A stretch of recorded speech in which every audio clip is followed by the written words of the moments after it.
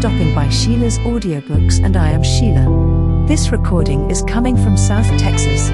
All stories on this recording are in the public domain per United States copyright law. This story is about Mrs. Harlowe. A widow lives in Dijon with her niece Betty and Betty's paid companion Ann Upcott. When Mrs. Harlowe dies, her English solicitors receive a blackmailing letter from her brother-in-law Boris Waberski. He accuses Betty of poisoning Mrs. Harlowe, and junior partner Jim Frobisher is dispatched to Dijon to provide legal advice. The local authorities call in Inspector Hanaud, who is convinced that a murder did take place. Jim Frobisher is certain that Betty is innocent, but if she didn't do it, who did? Did Ann Upton do it to get hands on a priceless pearl necklace? Did Boris Waberski himself manage to do the deed? Inspector Hanaud may use unusual and mystifying methods, but he'll triumph in the end with a spectacular grand finale. At the end of the street, Dawnay melted away altogether. Hanaud and Frobisher crossed the road and, with Moreau just ahead, turned down a passage between the houses to the right. Beyond the passage they turned again to the right into a narrow lane between high walls, and when they had covered 30 yards or so, Frobisher saw the branches of leafy trees over the wall upon his right. It was so dark here under the shade of the boughs that Frobisher could not even see his companions, and he knocked against Moreau before he understood that they had come to the end of their journey. They were behind the garden of the house in which Madame Raviat had lived and loved. Hanaud's hand tightened upon Jim Frobisher's arm, constraining him to absolute immobility. Patino had vanished as completely and noiselessly as Dawnay. The three men left stood in the darkness and listened. A sentence which Ann Upcott had spoken in the garden of the Maison Grenelle, when she had been describing the terror with which she had felt the face bending over her in the darkness, came back to him. He had thought it false then. He took back his criticism now. For he, too, imagined that the beating of his heart must wake all Dijon. They stood there motionless for the space of a minute, and then, at a touch from Hanaud, Nicolas Moreau stooped. Frobisher heard the palm of his hand sliding over wood, and immediately after the tiniest little click as a key was fitted into a lock and turned. A door in the wall swung silently open and let a glimmer of light into the lane. The three men passed into a garden of weeds and rank grass and overgrown bushes. Moreau closed and locked the door behind them. As he locked the door, the clocks of the city struck the half-hour. Hanaud whispered in Frobisher's ear, "They have not yet reached the Valtizan. Come." They crept over the mat of grass and weeds to the back of the house. A short flight of stone steps, patched with mold, descended from a terrace. At the back of the terrace were shuttered windows. But in the corner of the house, on a level with the garden, there was a door. Once more Moreau stooped, and once more a door swung inwards without a sound. But whereas the garden door had let through some gleam of twilight, this door opened upon the blackness of the pit. Jim Frobisher shrank back from it, not in physical fear but in an appalling dread that some other man than he, wearing his clothes and his flesh, would come out of that door again. His heart came to a standstill, and then Hanaud pushed him gently into the passage. The door was closed behind them. An almost inaudible sound told him that now the door was locked. "Listen," Hanaud whispered sharply. His trained ear had caught a sound in the house above them, and in a second Frobisher heard it too, a sound regular and continuous and very slight, but in that uninhabited house filled with uttermost blackness, very daunting. Gradually the explanation dawned upon Jim. "It's a clock ticking," he said under his breath. "Yes. A clock ticking away in the empty house," returned Hanaud. And though his answer was rather breathed than whispered, there was a queer thrill in it, the sound of which Jim could not mistake. The hunter had picked up his spoor. Just beyond the quarry would come in view. Suddenly a thread of light gleamed along the passage, lit up a short flight of stairs and a door on the right at the head of them, and went out again. Hanaud slipped his electric torch back into his pocket and, passing Moreau, took the lead. The door at the head of the stairs opened with a startling whine of its hinges. Frobisher stopped with his heart in his throat, though what he feared he could not have told even himself. Again the thread of light shone, and this time it explored. The three found themselves in a stone-flagged hall. Hanaud crossed it, extinguished his torch and opened a door. A broken shutter, swinging upon a hinge, enabled them dimly to see a gallery which stretched away into the gloom. The faint light penetrating from the window showed them a high double door leading to some room at the back of the house. Hanaud stole over the boards and laid his ear to the panel. In a little while he was satisfied. His hand dropped to the knob and a leaf of the door opened noiselessly. Once more the torch glowed. Its beam played upon the high ceiling, the tall windows shrouded in heavy curtains of red silk brocade, and revealed to Frobisher's amazement a room which had a look of daily use. All was orderly and clean, the furniture polished and in good repair. There were fresh flowers in the vases, whose perfume filled the air, and it was upon the marble chimney-piece of this room that the clock ticked. The room was furnished with lightness and elegance, except for one fine and massive press, with double doors in marquetry, which occupied a recess near to the fireplace. Girandoles with mirrors and gilt frames, now fitted with electric lights, were fixed upon the walls, with a few pictures in watercolor. A chandelier glittering with lustres hung from the ceiling, an empire writing table stood near the window, a deep cushioned divan stretched along the wall opposite the fireplace. So much had Frobisher noticed when the light again went out. Hanaud closed the door upon the room again. "We shall be hidden in the embrasure of any of these windows," Hanaud whispered, when they were once more in the long gallery. "No light will be shown here with that shutter hanging loose, we may be sure. Meanwhile let us watch and be very silent." They took their stations in the deep shadows by the side of the window with the broken shutter. They could see dimly the courtyard and the great carriage doors in the wall at the end of it, and they waited, Jim Frobisher under such a strain of dread and expectancy that each second seemed an hour, and he wondered at the immobility of his companions. The only sound of breathing that he heard came from his own lungs. In a while Hanaud laid a hand upon his sleeve, and the clasp of the hand tightened and tightened. Motionless though he stood like a man in a seizure, Hanaud too was in the grip of an intense excitement. For one of the great leaves of the courtyard door was opening silently. It opened just a little way and as silently closed again, but someone had slipped in. So vague and swift and noiseless a figure that Jim would have believed his imagination had misled him, but for a thicker blot of darkness at the center of the great door. There someone stood now who had not stood there a minute before, as silent and still as any of the watchers in the gallery, and more still than one. For Hanaud moved suddenly away on the tips of his toes into the deepest of the gloom and, sinking down upon his heels, drew his watch from his pocket. He drew his coat closely about it and for a fraction of a second flashed his torchlight on the dial. It was now 5 minutes past 12. "It is the time," he breathed as he crept back to his place. "Listen now." A minute passed and another. Frobisher found himself shivering as a man shivers at a photographer's when he is told by the operator to keep still. He had a notion that he was going to fall. Then a distant noise caught his ear, and at once his nerves grew steady. It was the throb of a motorcycle, and it grew louder and louder. He felt Hanaud stiffen at his side. Hanaud had been right, then. The conviction deepened in his mind.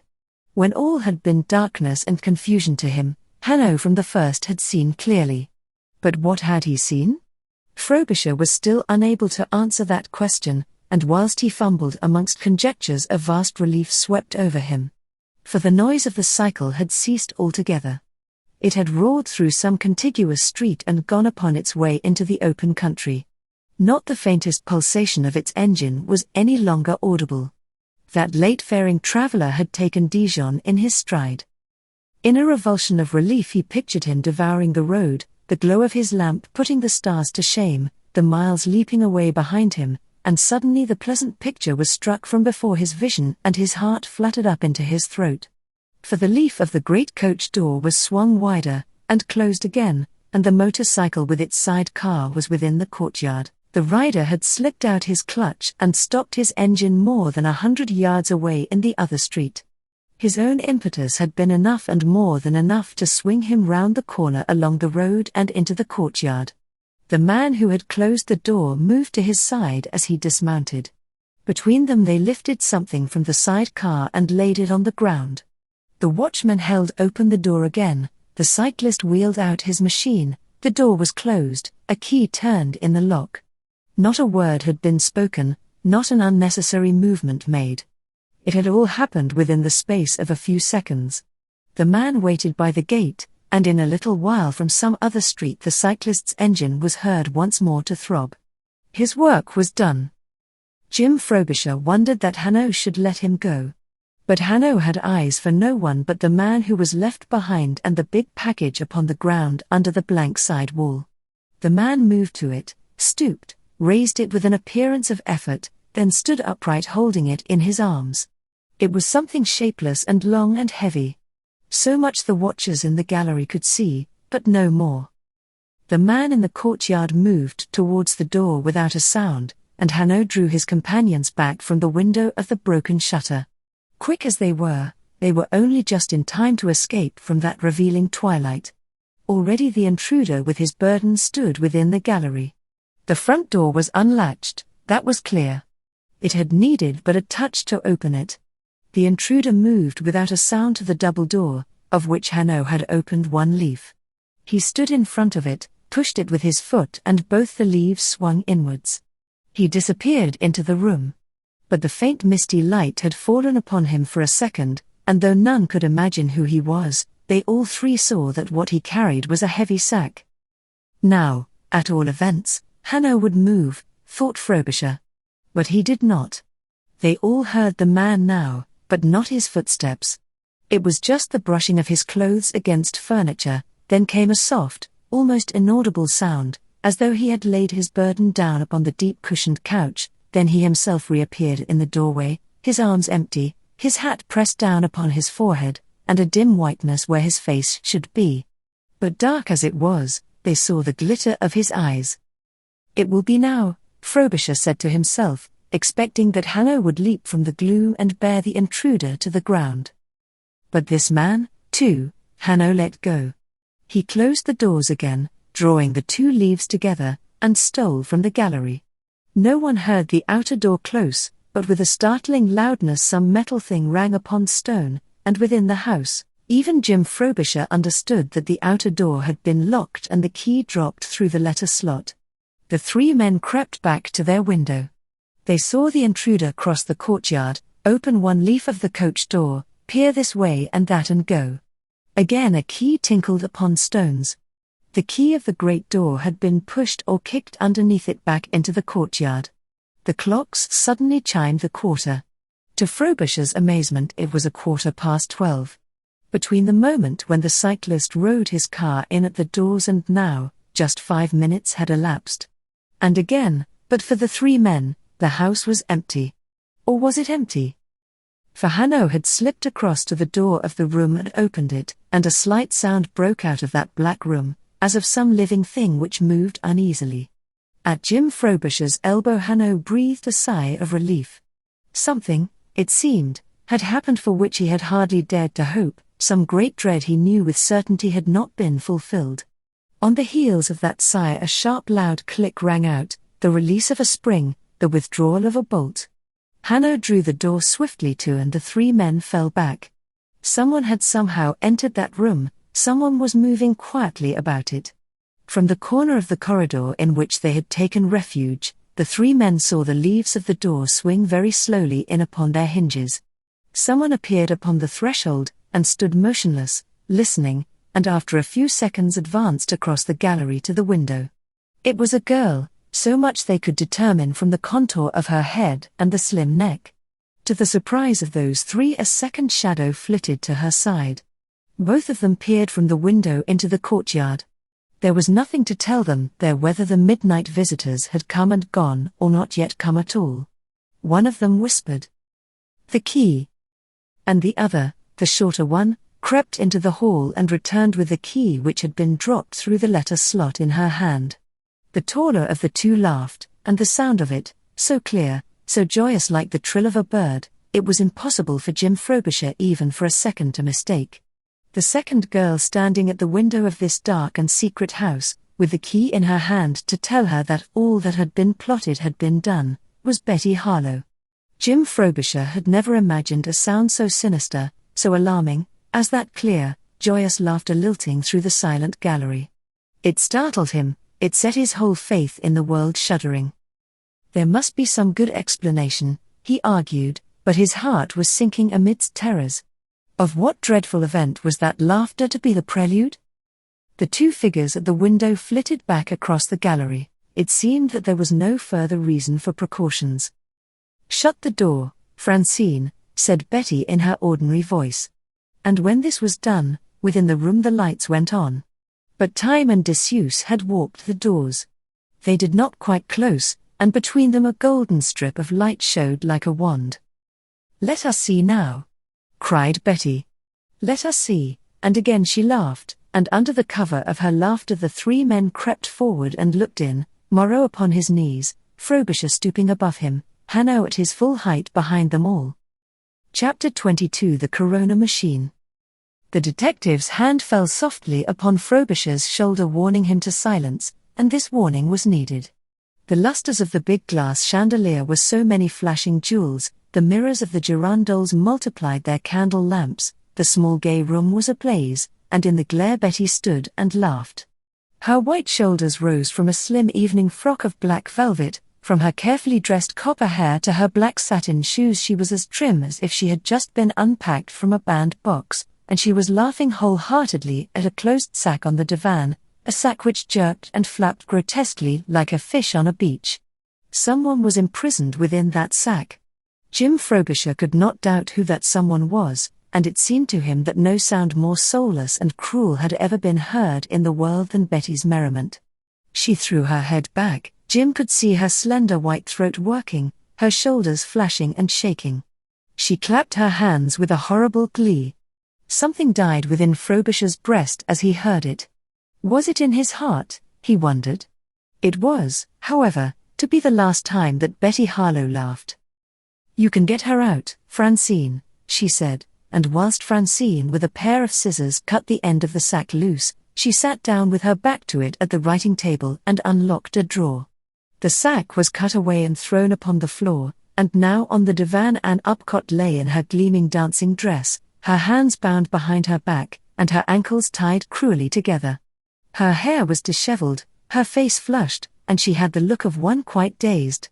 She drew in deep breaths of air, with her bosom labouring. But she was unaware for the moment of her predicament or surroundings, and her eyes rested upon Francine and travelled from her to Betty's back without a gleam of recognition. She wrenched a little at her wrists, but even that movement was instinctive, and then she closed her eyes and lay still, so still that but for her breathing the watchers at the door would hardly have believed that she still lived. Betty, meanwhile, lifted from the open drawer, first a small bottle half filled with a pale yellow liquid, and next a small case of Morocco leather. From the case she took a hypodermic syringe and its needle, and screwed the two parts together. "Is she ready?" Betty asked as she removed the stopper from the bottle. "Quite, mademoiselle," answered Francine. She began with a giggle, but she looked at the prisoner as she spoke, and she ended with a startled gasp. For Anne was looking straight at her with the strangest, disconcerting stare. It was impossible to say whether she knew Francine or knowing her would not admit her knowledge. But her gaze never faltered, it was actually terrifying by its fixity, and in a sharp, hysterical voice Francine suddenly cried out, "Turn your eyes away from me, will you?" And she added with a shiver, "It's horrible, mademoiselle. It's like a dead person watching you as you move about the room." Betty turned curiously towards the divan and Anne's eyes wandered off to her. It seemed as though it needed just that interchange of glances to awaken her. For as Betty resumed her work of filling the hypodermic syringe from the bottle, a look of perplexity crept into Ann Upcott's face. She tried to sit up, and finding that she could not, tore at the cords which bound her wrists. Her feet kicked upon the divan. A moan of pain broke from her lips, and with that consciousness returned to her. "Betty," she whispered, and Betty turned with the needle ready in her hand. She did not speak, but her face spoke for her. Her upper lip was drawn back a little from her teeth, and there was a look in her great eyes which appalled Jim Frobisher outside the door. Once before he had seen just that look, when Betty was lying on Mrs Harlowe's bed for Hanaud's experiment and he had lingered in the treasure room with Ann Upcott. It had been inscrutable to him then, but it was as plain as print now. It meant murder. And so Ann Upcott understood it.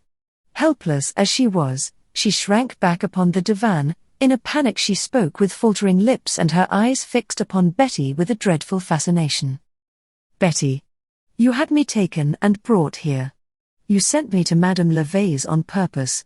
"Oh. The letter, then." The anonymous letter, and a new light broke in upon Anne's mind, a new terror shook her. "You wrote it? Betty, you, the scourge." She sank back and again struggled vainly with her bonds. Betty rose from her chair and crossed the room towards her, the needle shining bright in her hand. Her hapless prisoner saw it. "What's that?" she cried, and she screamed aloud. The extremity of her horror lent to her an unnatural strength. Somehow she dragged herself up and got her feet to the ground. Somehow she stood upright, swaying as she stood. "You are going to," she began, and broke off. "Oh, no. You couldn't. You couldn't." Betty put out a hand and laid it on Anne's shoulder and held her so for a moment, savoring her vengeance. "Whose face was it bending so close down over yours in the darkness?" she asked in a soft and dreadful voice. "Whose face, Anne? Guess." She shook her swaying prisoner with a gentleness as dreadful as her quiet voice. "You talk too much. Your tongue's dangerous, Anne. You are too curious, Anne. What were you doing in the treasure room yesterday evening with your watch in your hand? Eh? Can't you answer, you pretty fool?" Then Betty's voice changed. It remained low and quiet, but hatred crept into it, a deep, wholehearted hatred. "You have been interfering with me too, haven't you, Anne? Oh, we both understand very well." And Hanaud's hand tightened upon Frobisher's shoulder. Here was the real key and explanation of Betty's hatred. Ann Upcott knew too much, was getting to know more, might at any moment light upon the whole truth. Yes. Ann Upcott's disappearance would look like a panic-stricken flight, would have the effect of a confession, no doubt. But above all these considerations, paramount in Betty Harlowe's mind was the resolve at once to punish and rid herself of a rival. "All this week, you have been thrusting yourself in my way," she said. "And here's your reward for it, Anne. Yes. I had you bound hand and foot and brought here. The water lily." She looked her victim over as she stood in her delicate bright frock, her white silk stockings and satin slippers, swaying in terror. 15 minutes, Anne. That fool of a detective was right. 15 minutes. That's all the time the arrow poison takes.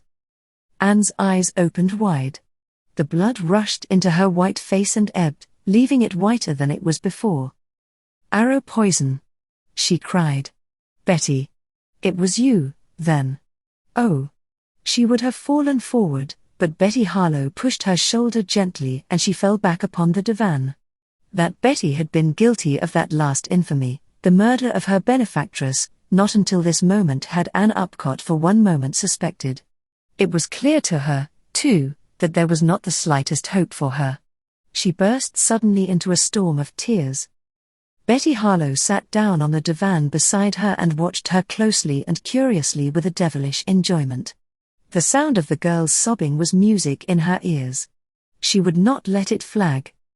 "You shall lie here in the dark all night, Anne, and alone," she said in a low voice, bending over her. "Tomorrow Espinosa will put you under one of the stone flags in the kitchen. But tonight you shall lie just as you are. Come." She bent over Ann Upcott, gathering the flesh of her arm with one hand and advancing the needle with the other, and a piercing scream burst from Francine Rollard. "Look!" she cried, and she pointed to the door. It was open and Hanaud stood upon the threshold. Betty looked up at the cry and the blood receded from her face. She sat like an image of wax, staring at the open doorway, and a moment afterwards with a gesture swift as lightning she drove the needle into the flesh of her own arm and emptied it. Frobisher with a cry of horror started forward to prevent her, but Hanaud roughly thrust him back. "I warned you, monsieur, not to interfere," he said with a savage note in his voice, which Jim had not heard before, and Betty Harlowe dropped the needle onto the couch, whence it rolled to the floor. She sprang up now to her full height, her heels together, her arms outstretched from her sides. 15 minutes, Monsieur Hanaud, she cried with bravado. I am safe from you. Hanaud laughed and wagged his forefinger contemptuously in her face. Colored water, mademoiselle, doesn't kill. Betty swayed upon her feet and steadied herself. Bluff, Monsieur Hanaud, she said. We shall see. The confidence of his tone convinced her. She flashed across the room to her writing table. Swift as she was, Hanaud met her there. Ah, no, he cried. That's quite a different thing. He seized her wrists. Moreau, he called, with a nod towards Francine. And you, Monsieur Frobisher, will you release that young lady, if you please? Moreau dragged Francine Rollard from the room and locked her safely away. Jim seized upon the big scissors and cut the cords about Anne's wrists and ankles, and unwound them. He was aware that Hanaud had flung the chair from the writing table into an open space, that Betty was struggling and then was still, that Hanaud had forced her into the chair and snatched up one of the cords which Frobisher had dropped upon the floor. When he had finished his work, he saw that Betty was sitting with her hands in handcuffs and her ankles tied to one of the legs of the chair, and Hanaud was staunching with his handkerchief a wound in his hand which bled. Betty had bitten him like a wild animal caught in a trap. Yes, you warned me. Mademoiselle, the first morning I met you, Hanaud said with a savage irony, that you didn't wear a wristwatch, because you hated things on your wrists. My apologies. I had forgotten. He went back to the writing table and thrust his hand into the drawer. He drew out a small cardboard box and removed the lid. 5. He said. Yes. 5. He carried the box across the room to Frobisher, who was standing against the wall with a face like death. Look. There were 5 white tablets in the box. We know where the 6th is. Or, rather, we know where it was. For I had it analyzed today. Cyanide of potassium, my friend. Crunch one of them between your teeth and, 15 minutes? Not a bit of it. A fraction of a second. That's all. Frobisher leaned forward and whispered in Hanaud's ear, leave them within her reach. His first instinctive thought had been to hinder Betty from destroying herself. Now he prayed that she might, and with so desperate a longing that a deep pity softened Hanaud's eyes. I must not, monsieur, he said gently. He turned to Moreau. There is a cab waiting at the corner of the Maison Grenelle, and Moreau went in search of it. Hanaud went over to Ann Upcott, who was sitting upon the divan, her head bowed, her body shivering. Every now and then she handled and eased one of her tortured wrists. Mademoiselle, he said, standing in front of her. I owe you an explanation and an apology. I never from the beginning, no, not for one moment believed that you were guilty of the murder of Madame Harlowe. I was sure that you had never touched the necklace of pink pearls, oh, at once I was sure, long before I found it. I believed every word of the story you told us in the garden. But none of this dared I show you. For only by pretending that I was convinced of your guilt, could I protect you during this last week in the Maison Grenelle. Thank you, monsieur, she replied with a wan effort at a smile. But, for tonight, I owe you an apology, he continued. I make it with shame.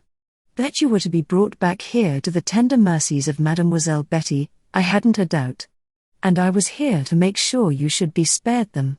But I have never in my life had a more difficult case to deal with, so clear a conviction in my own mind, so little proof to put before a court.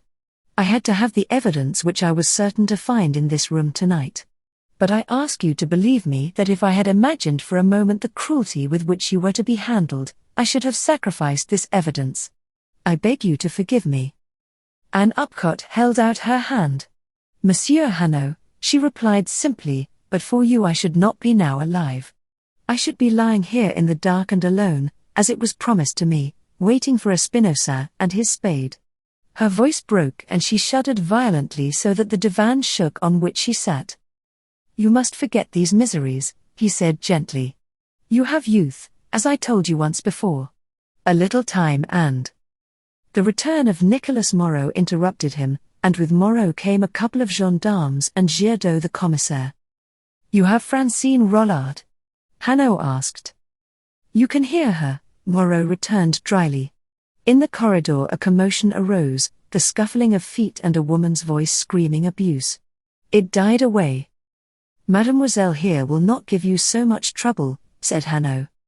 Betty was sitting huddled in her chair, her face averted and sullen, her lips muttering inaudible words. She had not once looked at Jim Frobisher since he had entered the room, nor did she now. Moreau stooped and untied her ankles and a big gendarme raised her up. But her knees failed beneath her, she could not stand, her strength and her spirit had left her. The gendarme picked her up as if she had been a child, and as he moved to the door, Jim Frobisher planted himself in front of him. Stop! He cried, and his voice was strong and resonant. Monsieur Hanaud, you have said just now that you believed every word of Mademoiselle Anne's story. It is true. You believe then that Madame Harlowe was murdered at 10:30 on the night of the 27th of April. And at 10:30 Mademoiselle here was at Monsieur de Poulac's ball. You will set her free. Hanaud did not argue the point. And what of tonight? He asked. Stand aside, if you please. Jim held his ground for a moment or two, and then drew aside. He stood with his eyes closed, and such a look of misery upon his face as Betty was carried out that Hanaud attempted some clumsy word of condolence. This has been a bitter experience for you, Monsieur Frobisher, he began. Would that you had taken me into your confidence at the first. Jim cried volubly. Would you have believed me if I had? Asked Hanaud, and Jim was silent. As it was, Monsieur Frobisher, I took a grave risk which I know now I had not the right to take, and I told you more than you think. He turned away towards Moreau. Lock the courtyard doors and the door of the house after they have gone, and bring the keys here to me. Girardot had made a bundle of the solution, the hypodermic syringe, the tablets of cyanide, and the pieces of cord. There is something here of importance, Hanaud observed, and, stooping at the writing table, he picked up a square, flat-topped black case. You will recognize this, he remarked to Jim as he handed it to Girardot. It was the case of a Corona typewriting machine, and from its weight, the machine itself was clearly within the case. Yes, Hanaud explained, as the door closed upon the commissaire. This pretty room is the factory where all those abominable letters were prepared. Here the information was filed away for use, here the letters were typed, from here they were issued. Blackmailing letters, cried Jim. Letters demanding money. Some of them, answered Hanaud. But Betty Harlowe had money. All that she needed, and more if she chose to ask for it. All that she needed? No, answered Hanaud with a shake of the head. The blackmailer never has enough money. For no one is so blackmailed. A sudden and irrational fury seized upon Frobisher. They had agreed, he and Hanaud, that there was a gang involved in all these crimes. It might be that Betty was of them, yes, even led them, but were they all to go scot-free? There are others, he exclaimed. The man who rode this motorcycle. Young Espinosa, replied Hanaud. Did you notice his accent when you stopped at the fork of the roads in the Valtazan? He did not mount his cycle again. No. And the man who carried in the sack? Maurice Thevenet, said Hanaud. That promising young novice. He is now at the depot. He will never get that good word from me which was to unlock Paris for him. And Espinosa himself, who was to come here tomorrow. He stopped abruptly with his eyes on Anne. And who murdered Jean Claddle, eh? Hanaud went on. A fool, that fellow. Why use the Catalan's knife in the Catalan's way? Hanaud looked at his watch. It is over. No doubt Espinosa is under lock and key by now. And there are others, monsieur, of whom you have never heard. The net has been cast wide tonight. Have no fear of that. Moreau returned with the keys and handed them to Hanaud. Hanaud put them into a pocket and went over to Ann Upcott. Mademoiselle, I shall not trouble you with any explanations tonight. Tomorrow you will tell me why you went to Madame Lavey's ball. It was given out that you meant to run away. That, of course, was not true. You shall give me the real reason tomorrow and an account of what happened to you there." Anne shivered at the memories of that night, but she answered quietly, "Yes. I will tell you everything." "Good. Then we can go," said Hanaud cheerfully. "Go?" Ann Upcott asked in wonderment. "But you have had us all locked in." Hanaud laughed. He had a little surprise to spring on the girl, and he loved surprises so long as they were of his own contriving. "Monsieur Frobisher, I think, must have guessed the truth. This house, mademoiselle, the Hôtel de Brébizart, is very close, as the crow flies, to the Maison Grenelle. There is one row of houses, the houses of the street of Charles Robert, between. It was built by Etienne Bouchard de Grenelle, President of the Parliament during the reign of Louis XV, a very dignified and important figure, and he built it, mademoiselle, this is the point, at the same time that he built the Maison Grenelle. Having built it, he installed in it a joyous lady of the province from which it takes its name, Madame de Brébizart. There was no scandal. For the President never came visiting Madame de Brébizart. And for the best of reasons. Between this house and the Maison Grenelle he had constructed a secret passage in that age of secret passages." Frobisher was startled. Hanaud had given credit to him for an astuteness which he did not possess. He had been occupied heart and brain by the events of the evening, so rapidly had they followed one upon the other, so little time had they allowed for speculations.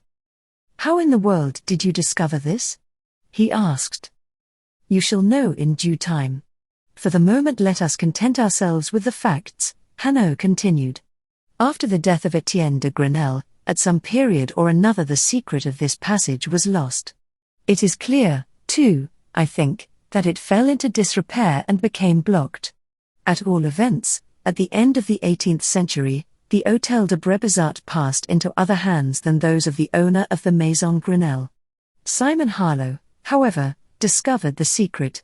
He bought back the Hôtel de Brébizart, restored the passage and put it to the same use as old Etienne de Grenelle had done. For here Madame Raviat came to live during the years before the death of her husband set her free to marry Simon. There. My little lecture is over. Let us go." He bowed low to Anne like a lecturer to his audience and unlatched the double doors of the big buhl cabinet in the recess of the wall. A cry of surprise broke from Anne, who had risen unsteadily to her feet. The cabinet was quite empty. There was not so much as a shelf, and all could see that the floor of it was tilted up against one end and that a flight of steps ran downwards in the thickness of the wall. "Come," said Hanaud, producing his electric torch. "Will you take this, Monsieur Frobisher, and go first with mademoiselle? I will turn out the lights and follow."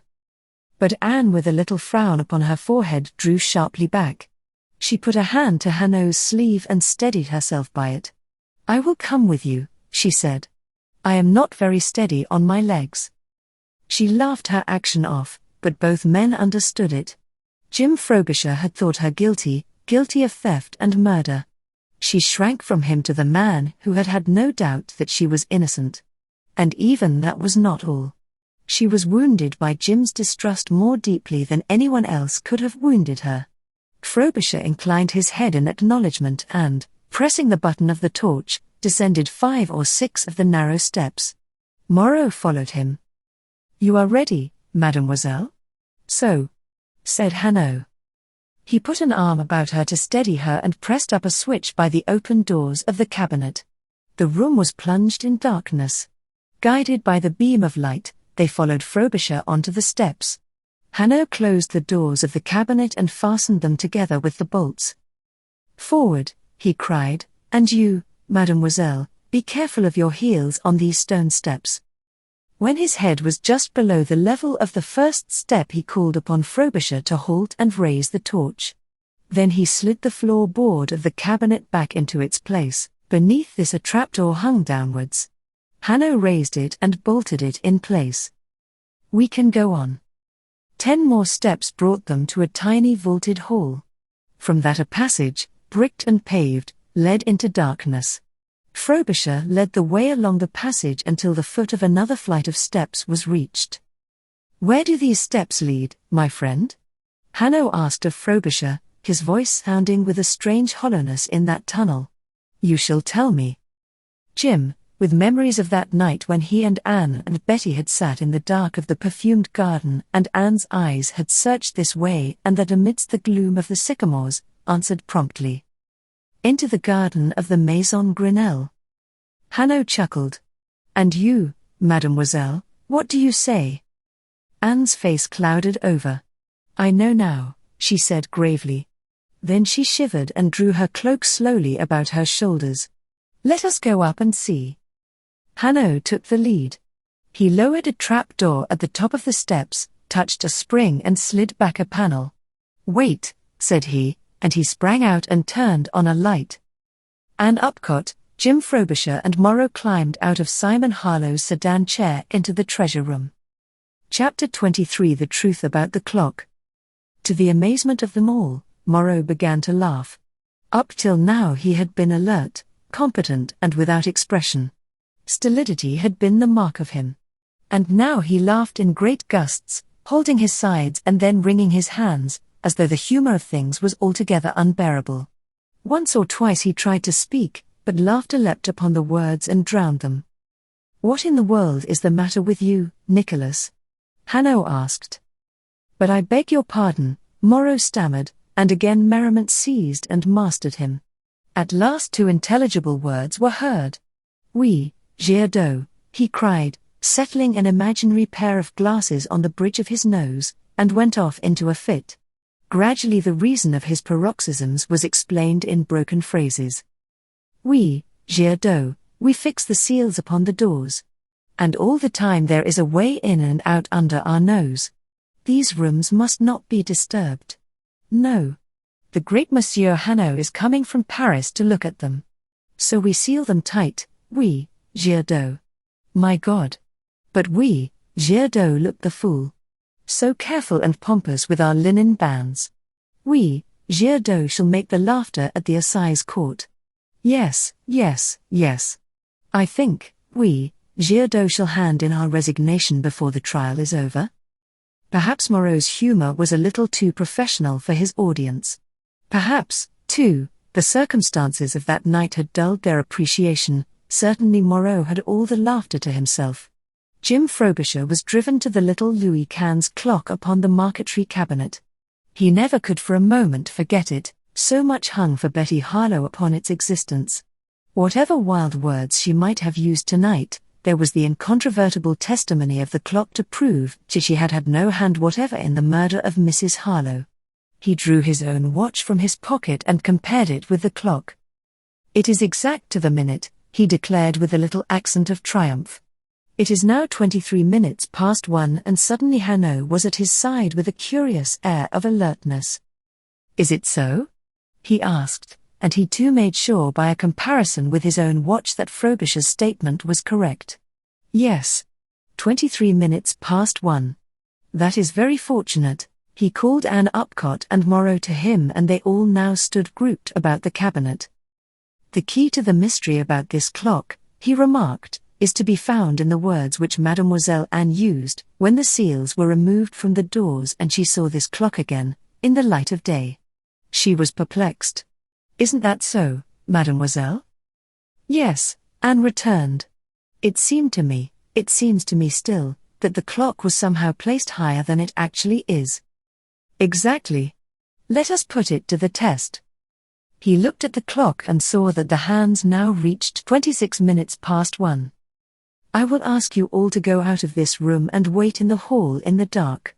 For it was in the dark, you will remember, that Mademoiselle descended the stairs.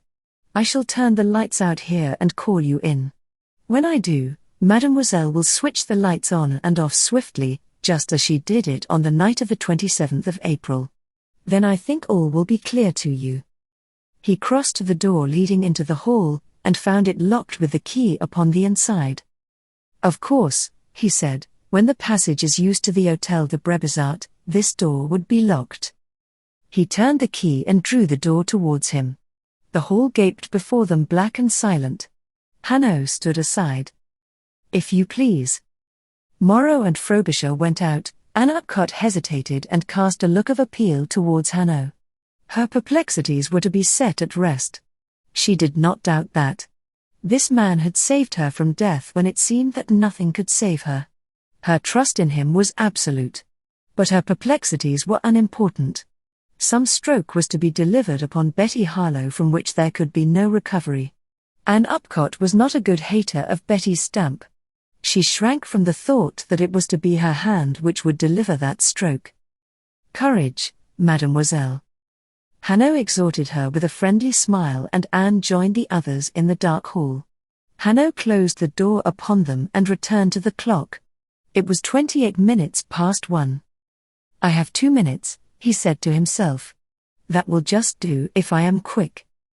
Outside, the 3 witnesses waited in the darkness. One of the 3 shivered suddenly so that her teeth rattled in her mouth. "Anne," Jim Frobisher whispered, and he put his hand within her arm. Ann Upcott had come to the end of her strength. She clung to his hand spasmodically. "Jim," she answered under her breath. "Oh, but you were cruel to me." Hanaud's voice called to them from within the room. "Come." Anne stepped forward, felt for and found the handle. She threw open the door with a nervous violence.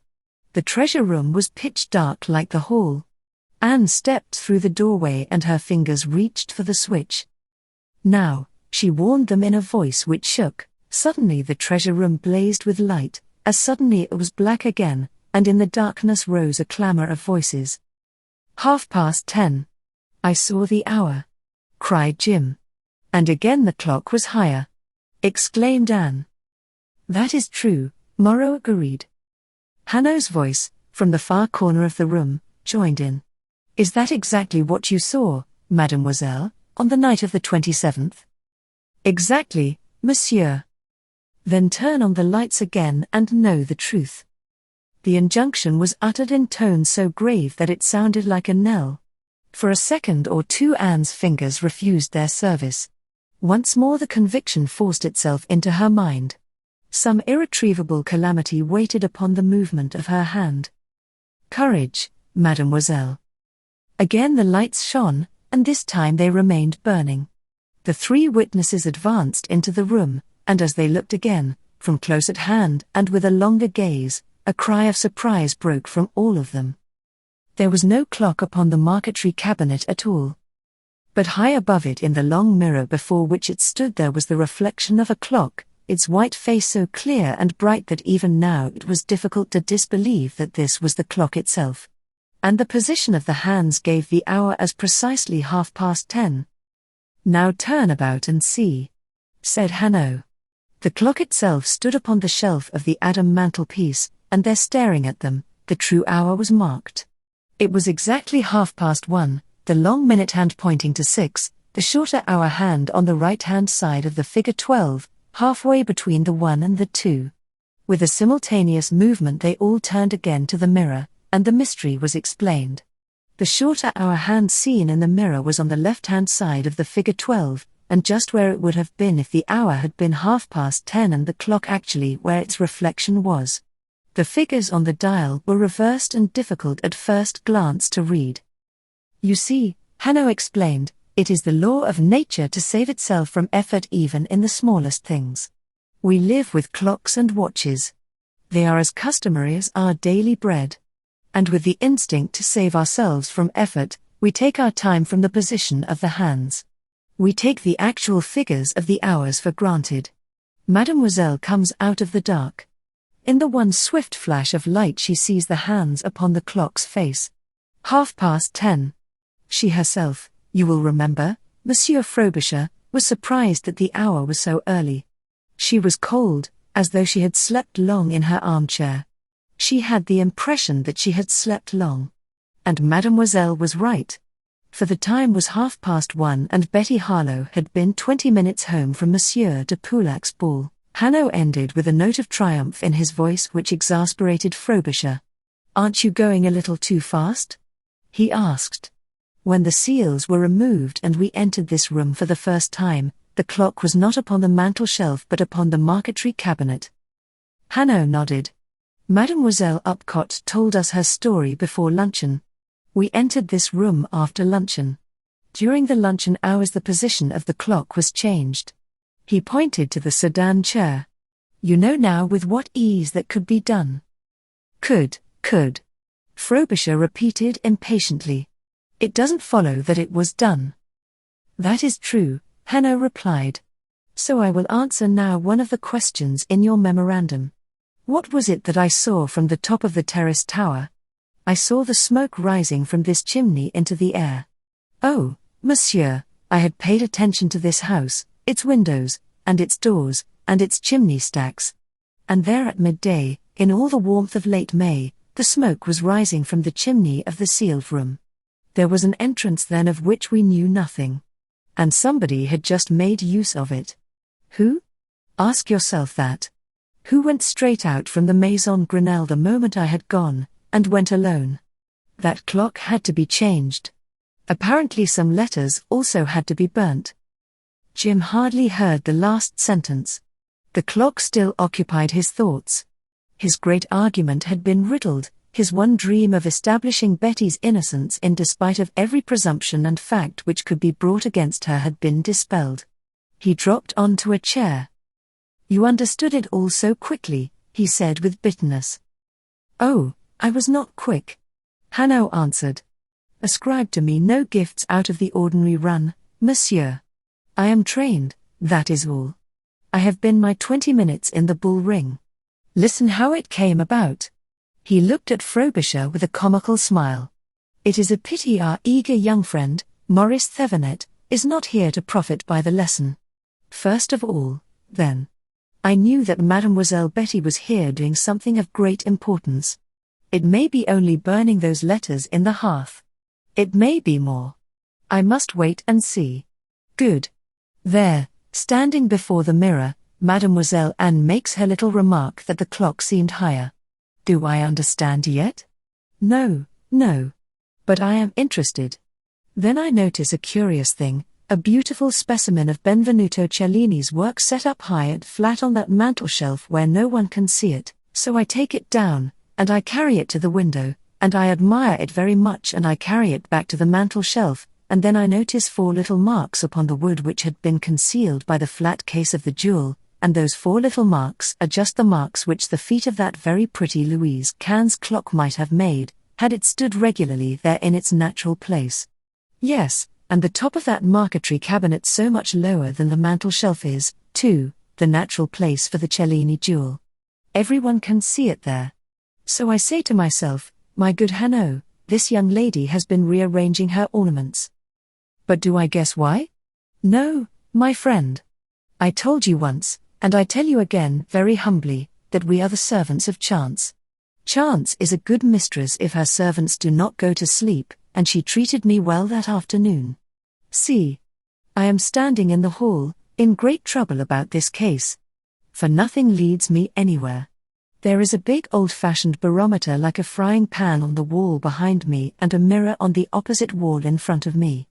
I raise my eyes from the floor and by chance I see in the mirror the barometer behind me. By chance my attention is arrested. For I see that the indicator in the barometer points to stormy weather, which is ridiculous. I turn me about so. It is to fine weather that the indicator points. And in a flash I see. I look at the position of the hand without looking at the letters. If I look the barometer in the face, the hand points to the fair weather. If I turn my back and look into the mirror, the hand points to the stormy weather. Now indeed I have it. I run into the treasure room. I lock the door, for I do not wish to be caught. I do not move the clock. No, for nothing in the world will I move that clock. But I take out my watch. I face the mirror. I hold my watch facing the mirror. I open the glass and I move the hands until in the mirror they seem to mark 10:30. Then I look at my watch itself. It is 1:30. So now I know. Do I want more proof? Monsieur, I get it. For as I unlock the door and open it again, there is Mademoiselle Betty face to face with me. That young girl. Even though already I suspect her, I get a shock, I can tell you. The good God knows that I am hardened enough against surprises. But for a moment the mask had slipped from her face. I felt a trickle of ice down my spine. For out of her beautiful great eyes murder looked. He stood held in a spell by the memory of that fierce look. "Ugh," he grunted, and he shook himself like a great dog coming up out of the water. "But you are talking too much, Monsieur Frobisher," he cried in a different voice, "and you are keeping Mademoiselle from her bed, where she should have been an hour ago. Come." He drove his companions out into the hall, turned on the lights, locked the door of the treasure room and pocketed the key. "Mademoiselle, we will leave these lights burning," he said gently to Anne, "and Moreau will keep watch in the house. You have nothing to fear. He will not be far from your door. Good night." Anne gave him her hand with a wan smile. "I shall thank you tomorrow," she said, and she mounted the stairs slowly, her feet dragging, her body swaying with her fatigue. Hanaud watched her go. Then he turned to Frobisher with a whimsical smile. "What a pity," he said. She. No? After all, perhaps, and he broke off hurriedly. Frobisher was growing red and beginning to look proper, and the last thing which Hanaud wished to do was to offend him in this particular. "I make my apologies," he said. "I am impertinent and a gossip. If I err, it is because I wish you very well. You understand that? Good. Then a further proof. Tomorrow Mademoiselle will tell us what happened to her tonight, how she came to go to the house of Madame Lavey, everything. I wish you to be present. You shall know everything. I shall tell you myself, step by step, how my conclusions were reached. All your questions shall be answered. I shall give you every help, every opportunity. I shall see to it that you are not even called as a witness of what you have seen tonight. And when all is over, monsieur, you will see with me that whatever there may be of pain and distress, the law must take its course." It was a new Hanaud whom Frobisher was contemplating now. The tricks, the gasconades, the buffooneries had gone. He did not even triumph. A dignity shone out of the man like a strong light, and with it he was gentle and considerate. "Good night, monsieur," he said, and bowed, and Jim on an impulse thrust out his hand. "Good night," he returned. Hanaud took it with a smile of recognition and went away. Jim Frobisher locked the front door and with a sense of desolation turned back to the hall. He heard the big iron gate swing to. They had been left open, of course, he recognized, in the usual way when one of the household was going to be late. Yes, everything had been planned with the care of a commander planning a battle.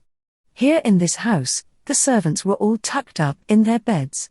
But for Hanaud, Betty Harlowe might at this very moment have been stealing up these stairs noiselessly to her own room, her dreadful work accomplished. The servants would have waked tomorrow to the knowledge that Ann Upcott had fled rather than face a trial. Sometime in the evening, Espinosa would have called, would have been received in the treasure room, would have found the spade waiting for him in the great stone-vaulted kitchen of the Hôtel de Brébizart. Oh, yes, all dangers had been foreseen except Hanaud. Nay, even he in a measure had been foreseen. For a panic-stricken telegram had reached Frobisher and Hazlitt before Hanaud had started upon his work. "I shall be on the stairs, monsieur, below Mademoiselle's door, if you should want me," said Moreau. Jim Frobisher roused himself from his reflections. "Thank you," he answered, and he went up the stairs to his room. A lot of use to Betty that telegram had been, he reflected bitterly. Where was she tonight? He asked, and shut up his mind against the question. He was to know that it was precisely that panic-stricken telegram and nothing else which had brought Betty Harlowe's plans crashing about her ears. Chapter 24 Ann Upcott's Story. Early the next morning Hanaud rang up the Maison Grenelle and made his appointment for the afternoon. Jim accordingly spent the morning with Monsieur Bex, who was quite overwhelmed with the story which was told to him. "Prisoners have their rights nowadays," he said. "They can claim the presence of their legal adviser when they are being examined by the judge. I will go round at once to the prefecture." With his head erect and his little chest puffed out like a bantam cock, he hurried to do battle for his client. There was no battle to be waged, however. Certainly Monsieur Bex's unhappy client was for the moment au secret. She would not come before the judge for a couple of days. It was the turn of Francine Rollard. Every opportunity was to be given to the defense, and Monsieur Bex would certainly be granted an interview with Betty Harlowe, if she so wished, before she was brought up in the judge's office. Monsieur Bex returned to the Place Etienne Delay to find Jim Frobisher restlessly pacing his office. Jim looked up eagerly, but Monsieur Bex had no words of comfort. "I don't like it," he cried. "It displeases me. I am not happy. They are all very polite, yes. But they examine the maid first. That's bad, I tell you," and he tapped upon the table. "That is Hanaud. He knows his affair. The servants. They can be made to talk, and this Francine Rollard," he shook his head. "I shall get the best advocate in France." Jim left him to his work and returned to the Maison Grenelle. It was obvious that nothing of these new and terrible developments of the affair Waberski had yet leaked out. There was not a whisper of it in the streets, not a loiterer about the gates of the Maison Grenelle. The affair Waberski had, in the general view, become a stale joke. Jim sent up word to Ann Upcott in her room that he was removing his luggage to the hotel in the Place d'Arcy, and leaving the house to her, where he prayed her to remain. Even at that moment Anne's lips twitched a little with humour as she read the embarrassed note. "He is very correct, as Monsieur Bex would say," she reflected, "and proper enough to make every nerve of Monsieur Hanaud thrill with delight." Jim returned in the afternoon, and once more in the shade of the sycamores, whilst the sunlight dappled the lawn and the bees hummed amongst the roses, Ann Upcott told a story of terror and darkness, though to a smaller audience.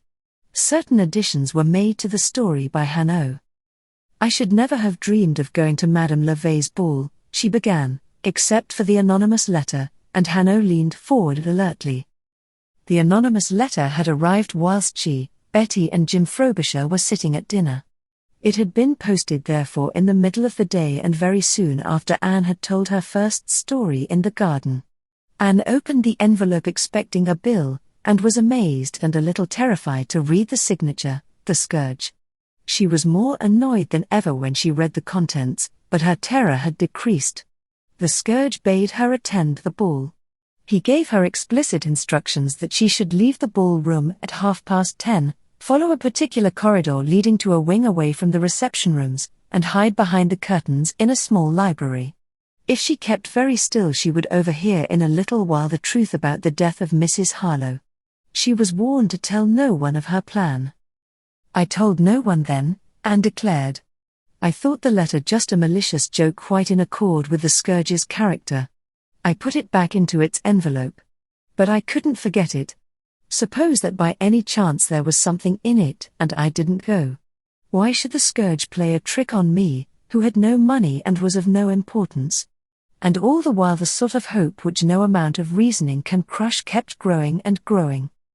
After dinner Anne took the letter up to her sitting room and believed it and scorned herself for believing it, and believed it again. That afternoon she had almost felt the handcuffs on her wrists. There was no chance which she ought to refuse of clearing herself from suspicion, however wild it seemed. Anne made up her mind to consult Betty, and ran down to the treasure room, which was lit up but empty. It was 9:30. Anne determined to wait for Betty's return, and was once more perplexed by the low position of the clock upon the marquetry cabinet. She stood in front of it, staring at it. She took her own watch in her hand, with a sort of vague idea that it might help her. And indeed it was very likely to. Had she turned its dial to the mirror behind the clock, the truth would have leapt at her. But she had not the time. For a slight movement in the room behind her arrested her attention. She turned abruptly. The room was empty, yet without doubt it was from within the room that the faint noise had come. And there was only one place from which it could have come. Someone was hiding within the elaborate sedan chair with its shining grey panels, its delicate gold beading. Anne was uneasy rather than frightened. Her first thought was to ring the bell by the fireplace. She could do that well out of view of the sedan chair and carry on until Gaston answered it. There were treasures enough in the room to repay 100 thieves. Then, without arguing at all, she took the bolder line. She went quietly towards the chair, advancing from the back, and then with a rush planted herself in front of the glass doors. She started back with a cry of surprise. The rail in front of the doors was down, the doors were open, and leaning back upon the billowy cushions sat Betty Harlowe. She sat quite still, still as an image even after Anne had appeared and uttered a cry of surprise, but she was not asleep. Her great eyes were blazing steadily out of the darkness of the chair in a way which gave Anne a curious shock. "I have been watching you," said Betty very slowly, and if ever there had been a chance that she would relent, that chance was gone forever now. She had come up out of the secret passage to find Anne playing with her watch in front of the mirror, seeking for an explanation of the doubt which troubled her, and so near to it, so very near to it. Anne heard her own death sentence pronounced in those words, "I have been watching you." And though she did not understand the menace they conveyed, there was something in the slow, steady utterance of them which a little unnerved her. "Betty," she cried, "I want your advice." Betty came out of the chair and took the anonymous letter from her hand. "Ought I to go?"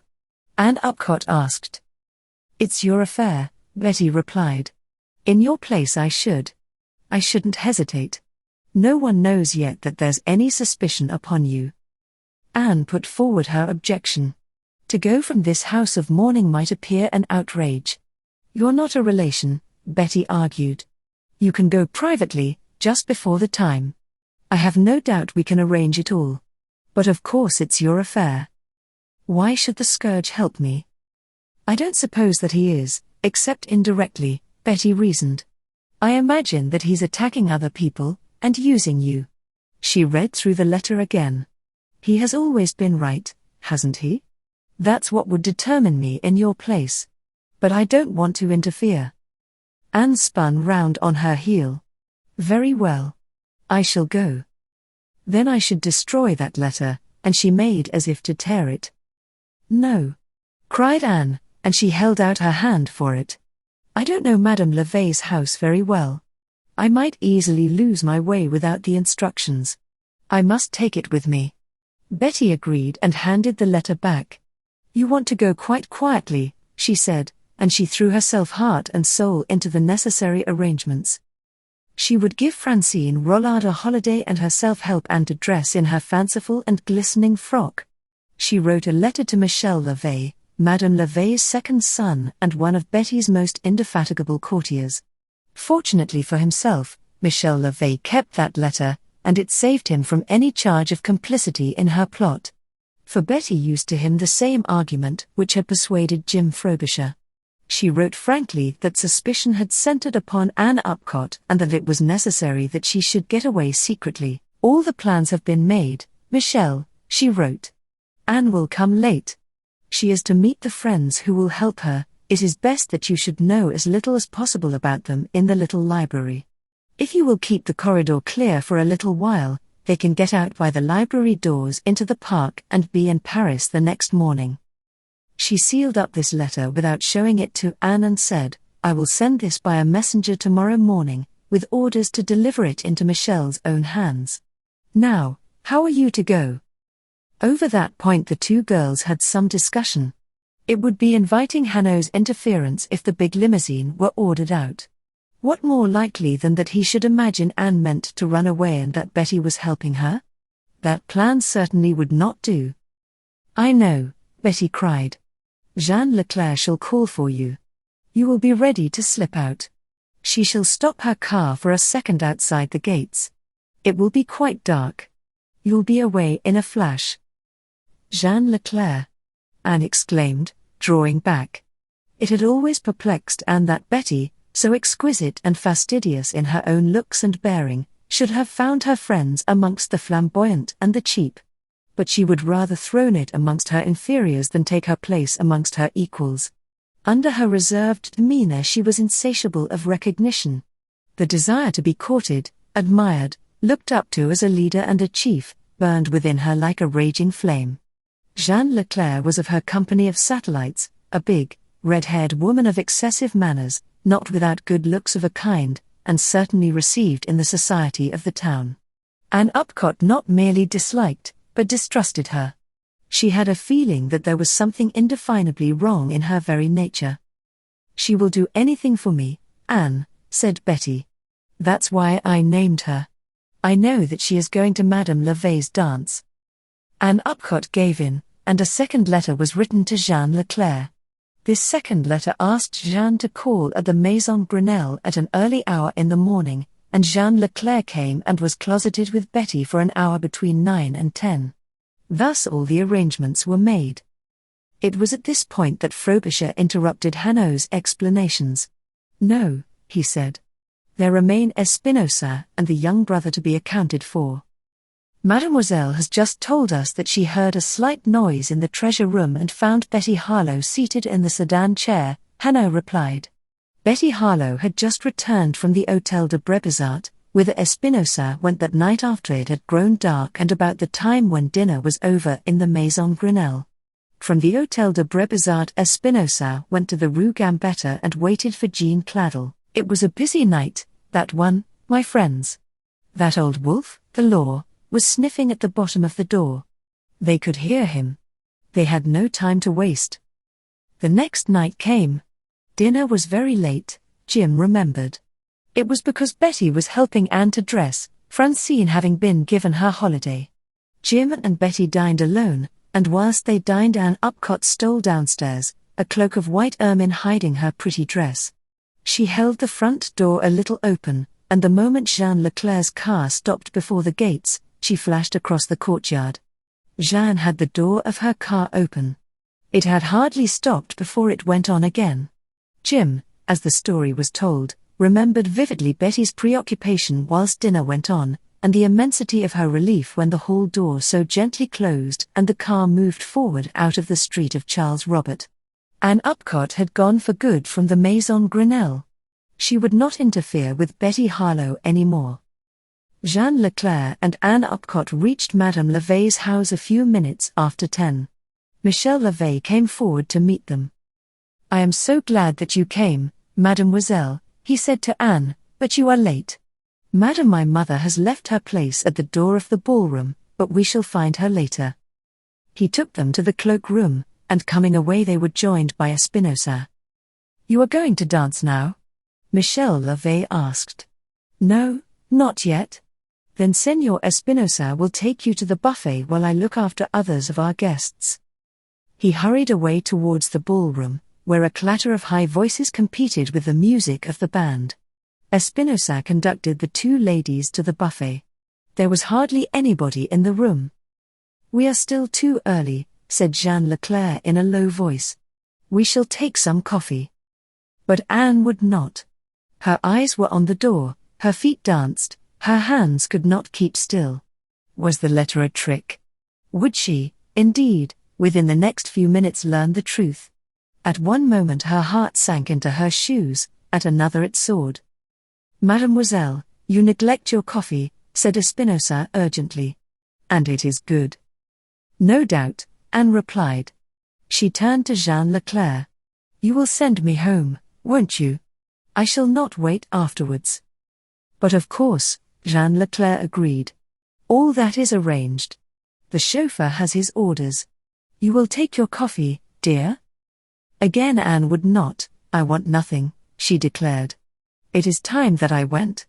She caught a swift and curious interchange of glances between Jean Leclerc and Espinosa, but she was in no mood to seek an interpretation. There could be no doubt that the coffee set before her had had some drug slipped into it by Espinosa when he fetched it from the buffet to the little table at which they sat, a drug which would have half stupefied her and made her easy to manage. But she was not to be persuaded, and she rose to her feet. "I shall get my cloak," she said, and she fetched it, leaving her two companions together. She did not return to the buffet. On the far side of the big central hall a long corridor stretched out.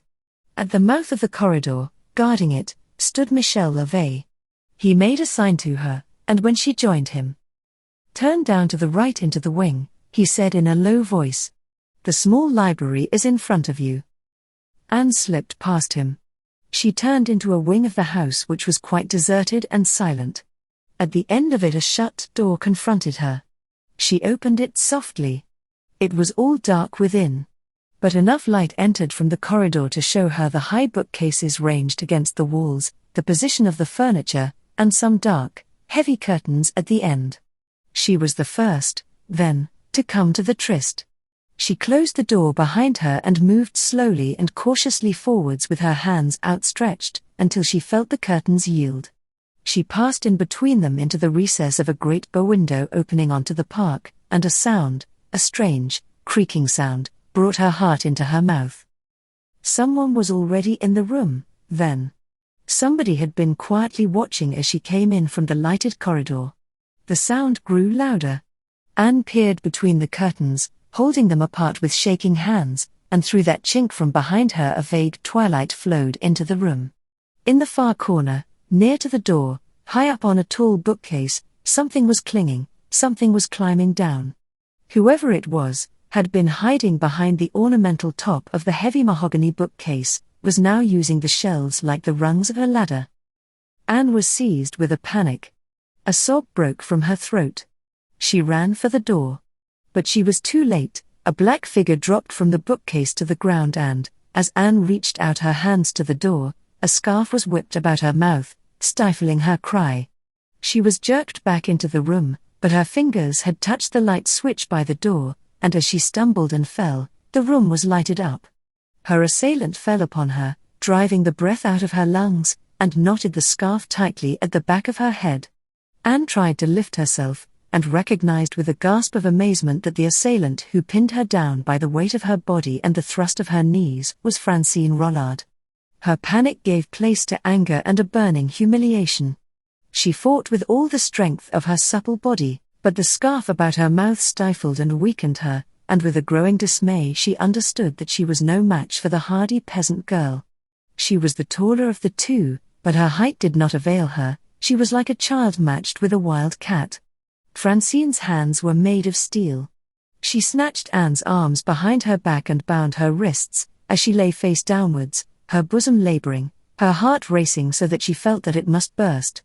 Then, as Anne gave up the contest, she turned and tied her by the ankles. Francine was upon her feet again in a flash. She ran to the door, opened it a little way and beckoned. Then she dragged her prisoner up onto a couch, and Jean Leclerc and Espinosa slipped into the room. "It's done?" said Espinosa. Francine laughed. "Ah, but she fought, the pretty baby. You should have given her the coffee. Then she would have walked with us. Now she must be carried. She's wicked, I can tell you."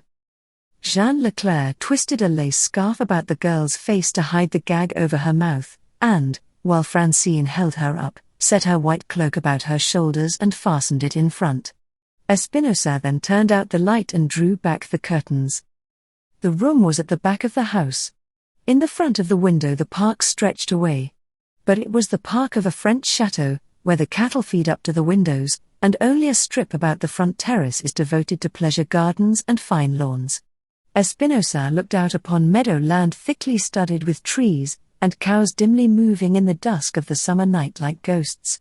He opened the window, and the throb of the music from the ballroom came faintly to their ears. "We must be quick," said Espinosa.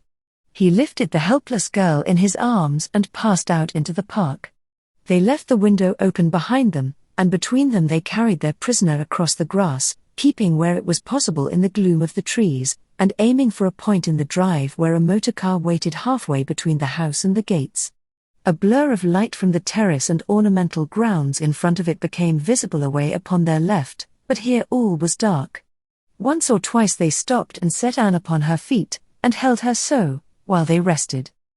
"A few more yards," Espinosa whispered, and, stifling an oath, he stopped again.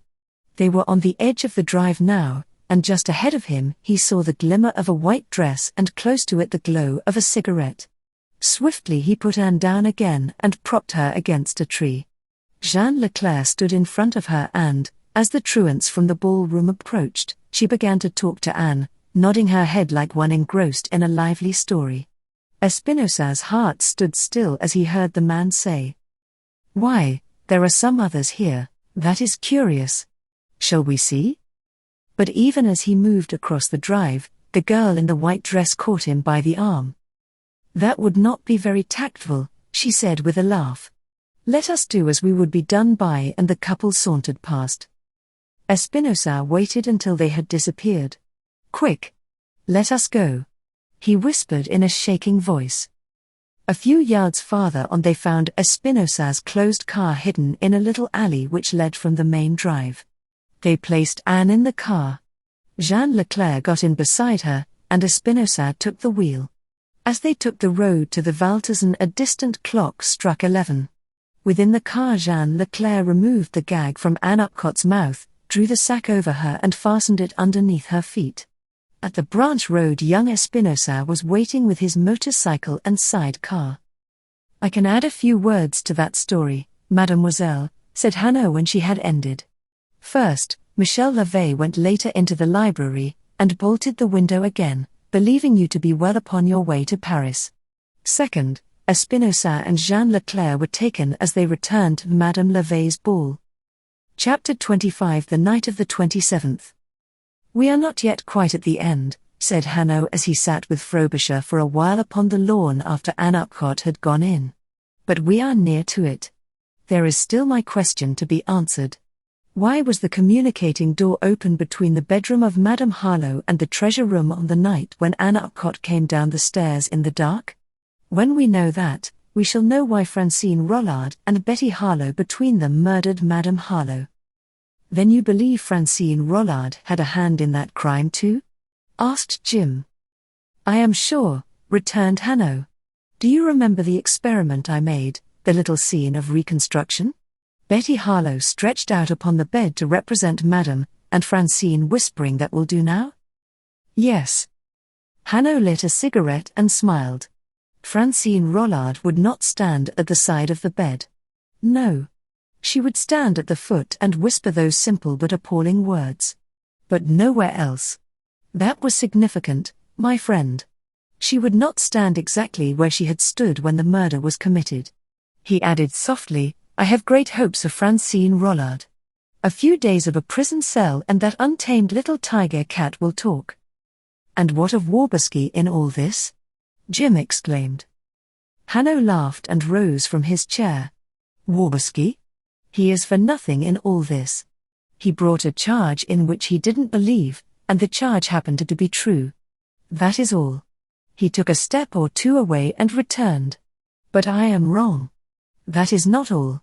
Waberski is indeed for something in all this, for when he was pressed to make good his charge and must rake up some excuse for it somehow, by a piece of luck he thinks of a morning when he saw Betty Harlowe in the street of Gambetta near to the shop of Jean Claddle. And so he leads us to the truth. Yes, we owe something to that animal Boris Waberski. Did I not tell you, monsieur, that we are all the servants of chance? Hanaud went from the garden, and for 3 days Jim Frobisher saw him no more. But the development which Monsieur Bex feared, and for which Hanaud hoped, took place, and on the 3rd day Hanaud invited Jim to his office in the prefecture. He had Jim's memorandum in his hand. Do you remember what you wrote? He asked. See. He pushed the memorandum in front of Jim and pointed to a paragraph. But in the absence of any trace of poison in the dead woman's body, it is difficult to see how the criminal can be brought to justice except by A. A confession. B. The commission of another crime of a similar kind. Hanaud's theory, once a poisoner, always a poisoner. Frobisher read it through. Now that is very true, said Hanaud. Never have I come across a case more difficult. At every step we break down. I think I have my fingers on Jean Claddle. I am 5 minutes too late. I think that I shall get some useful evidence from a firm in Paris. The firm has ceased to be for the last 10 years. All the time I strike at air. So I must take a risk, yes, and a serious one. Shall I tell you what that risk was? I have to assume that Mademoiselle Anne will be brought alive to the Hôtel de Brébizard on that night of Madame Lavey's ball. That she would be brought back I had no doubt. For one thing, there could be no safer resting place for her than under the stone flags of the kitchen there. For another, there was the portmanteau in the side car. It was not light, the portmanteau. Some friends of mine watched it being put into the side car before young Espinosa started for his rendezvous. I have no doubt it weighed just as many kilos as Mademoiselle Anne. I never understood the reason of that portmanteau, Frobisher interrupted. It was a matter of timing. There were 25 kilometers of a bad track, with many sharp little twists between the Valtezen and the Hôtel de Brebizart. And a motorcycle with an empty sidecar would take appreciably longer to cover the distance than a cycle with a sidecar weighted, which could take the corners at its top speed. They were anxious to get the exact time the journey would take with Ann Upcott in the sidecar, so that there might be no needless hanging about waiting for its arrival. But they were a little too careful. Our friend Boris said a shrewd thing, didn't he? Some crimes are discovered because the alibis are too unnaturally perfect. Oh, there was no doubt they meant to bring back Mademoiselle Anne. But suppose they brought her back dead? It wasn't likely, no. It would be so much easier to finish her off with a dose of the arrow poison. No struggle, no blood, no trouble at all. I reckoned that they would dope her at Madame Leve's ball and bring her back half-conscious, as indeed they meant to do. But I shivered all that evening at the risk I had taken, and when that cycle shut off its engine, as we stood in the darkness of the gallery, I was in despair. He shook his shoulders uncomfortably as though the danger was not yet past. Anyway, I took the risk, he resumed, and so we got fulfilled your condition B. The commission or, in this case, the attempted commission of another crime of the same kind. Frobisher nodded. But now, said Hanaud, leaning forward, we have got your condition A fulfilled, a confession, a clear and complete confession from Francine Rollard, and so many admissions from the Espinozas, and Jean Leclerc and Maurice Thevenet, that they amount to confessions. We have put them all together, and here is the new part of the case with which Monsieur Bex and you will have to deal, the charge not of murder attempted but of murder committed, the murder of Madame Harlowe. Jim Frobisher was upon the point of interrupting, but he thought better of it. Go on. He contented himself with saying. Why Betty Harlowe took to writing anonymous letters, monsieur, who shall say? The dullness of life for a girl young and beautiful and passionate in a provincial town, as our friend Boris suggests? The craving for excitement? Something bad and vicious and abnormal born in her, part of her, and craving more and more expression as she grew in years? The exacting attendance upon Madame? Probably all of these elements combined to suggest the notion to her. And suddenly it became easy for her. She discovered a bill in that box in Madame Harlowe's bedroom, a receipted bill 10 years old from the firm of Chaperon, builders, of the Rue de Batignolles in Paris. You, by the way, saw an unburnt fragment of the bill in the ashes upon the hearth of the treasure room. This bill disclosed to her the existence of the hidden passage between the treasure room and the Hôtel de Brebizart. For it was the bill of the builders who had repaired it at the order of Simon Harlowe. An old typewriting machine belonging to Simon Harlowe and the absolute privacy of the Hôtel de Brebizart made the game easy and safe. But as the opportunity grew, so did the desire. Betty Harlowe tasted power. She took one or two people into her confidence: her maid Francine, Maurice Thevenet, Jean Leclerc, and Jean Claddle, a very useful personage, and once started the circle grew, blackmail followed. Blackmail of Betty Harlowe, you understand. She, the little queen, became the big slave. She must provide Thevenet with his mistress, Espinosa with his car and his house, Jean Leclerc with her luxuries. So the anonymous letters become themselves blackmailing letters. Maurice Thevenet knows the police side of Dijon and the province. Jean Leclerc has a friend, shall we say, in the director of an insurance company, and, believe me, for a blackmailer nothing is more important than to know accurately the financial resources of one's, let us say, clients. Thus the game went merrily on until money was wanted and it couldn't be raised. Betty Harlowe looked around Dijon. There was no one for the moment to exploit. Yes, one person. Let us do Betty Harlowe the justice to believe that the suggestion came from that promising young novice, Maurice Thevenet. Who was that person, Monsieur Frobisher? Even now Jim Frobisher was unable to guess the truth, led up to it though he had been by Hanaud's exposition. Why, Madame Harlowe herself, Hanaud explained, and, as Jim Frobisher started back in a horror of disbelief, he continued, yes, it is so. Madame Harlowe received a letter at dinner-time, just as Ann Upcott did, on the night of Monsieur de Poulac's ball. She took her dinner in bed, you may remember, that night. That letter was shown to Jeanne Bourdin, the nurse, who remembers it very well. It demanded a large sum of money, and something was said about a number of passionate letters which Madame Harlowe might not care to have published, not too much, you understand, but enough to make it clear that the liaison of Madame Raviat and Simon Harlowe was not a secret from the scourge. I'll tell you something else which will astonish you, Monsieur Frobisher. That letter was shown not only to Jeanne Bourdin, but to Betty Harlowe herself when she came to say good night and show herself in her new dance frock of silver tissue and her silver slippers. It was no wonder that Betty Harlowe lost her head a little when I set my little trap for her in the library and pretended that I did not want to read what Madame had said to Jeanne Bourdin after Betty Harlowe had gone off to her ball. I hadn't one idea what a very unpleasant little trap it was. But wait a moment. Frobisher interrupted. If Madame Harlowe showed this letter first of all to Jeanne Bourdin, and afterwards to Betty Harlowe in Jeanne Bourdin's presence, why didn't Jeanne Bourdin speak of it at once to the examining magistrate when Waberski brought his accusation? She kept silent. Yes, she kept silent. Why shouldn't she? Returned Hanaud. Jeanne Bourdin is a good and decent girl. For her, Madame Harlowe had died a natural death in her sleep, the very form in which death might be expected to come for her. Jeanne Bourdin didn't believe a word of Waberski's accusation. Why should she rake up old scandals? She herself proposed to Betty Harlowe to say nothing about the anonymous letter. Jim Frobisher thought over the argument and accepted it. Yes, I see her point of view, he admitted, and Hanaud continued his narrative. Well, then, Betty Harlowe is off to her ball on the Boulevard Thiers.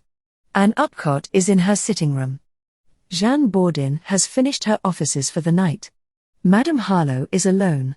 What does she do? Drink. For that night, no. She sits and thinks, were there any of the letters which passed between her and Simon Harlowe, before she was Simon Harlowe's wife, still existing? She had thought to have destroyed them all. But she was a woman, she might have clutched some back. If there were any, where would they be? Why, in that house at the end of the secret passage. Some such thoughts must have passed through her mind. For she rose from her bed, slipped on her dressing gown and shoes, unlocked the communicating door between her and the treasure room and passed by the secret way into the empty Hôtel de Brébizat. And what does she find there, monsieur? A room in daily use, a bundle of her letters ready in the top drawer of her Empire writing table, and on the writing table Simon's Corona machine, and the paper and envelopes of the anonymous letters. Monsieur, there is only one person who can have access to that room, the girl whom she has befriended, whom in her exacting way she no doubt loved. And at 11 o'clock that night Francine Rollard is startled by the entrance of Madame Harlowe into her bedroom. For a moment Francine fancied that Madame had been drinking. She was very quickly better informed. She was told to get up, to watch for Betty Harlowe's return and to bring her immediately to Madame Harlowe's bedroom. At 1 o'clock Francine Rollard is waiting in the dark hall. As Betty comes in from her party, Francine Rollard gives her the message. Neither of these two girls know as yet how much of their villainies has been discovered. But something, at all events. Betty Harlowe bade Francine wait and ran upstairs silently to her room. Betty Harlowe was prepared against discovery. She had been playing with fire, and she didn't mean to be burnt. She had the arrow poison ready, yes, ready for herself. She filled her hypodermic needle, and with that concealed in the palm of her glove she went to confront her benefactress. You can imagine that scene, the outraged woman, whose romance and tragedy were to be exploited, blurting out her fury in front of Francine Rollard. It wasn't Waberski who was to be stripped to the skin, no, but the girl in the pretty silver frock and the silver slippers. You can imagine the girl, too, her purpose changing under the torrent of abuse.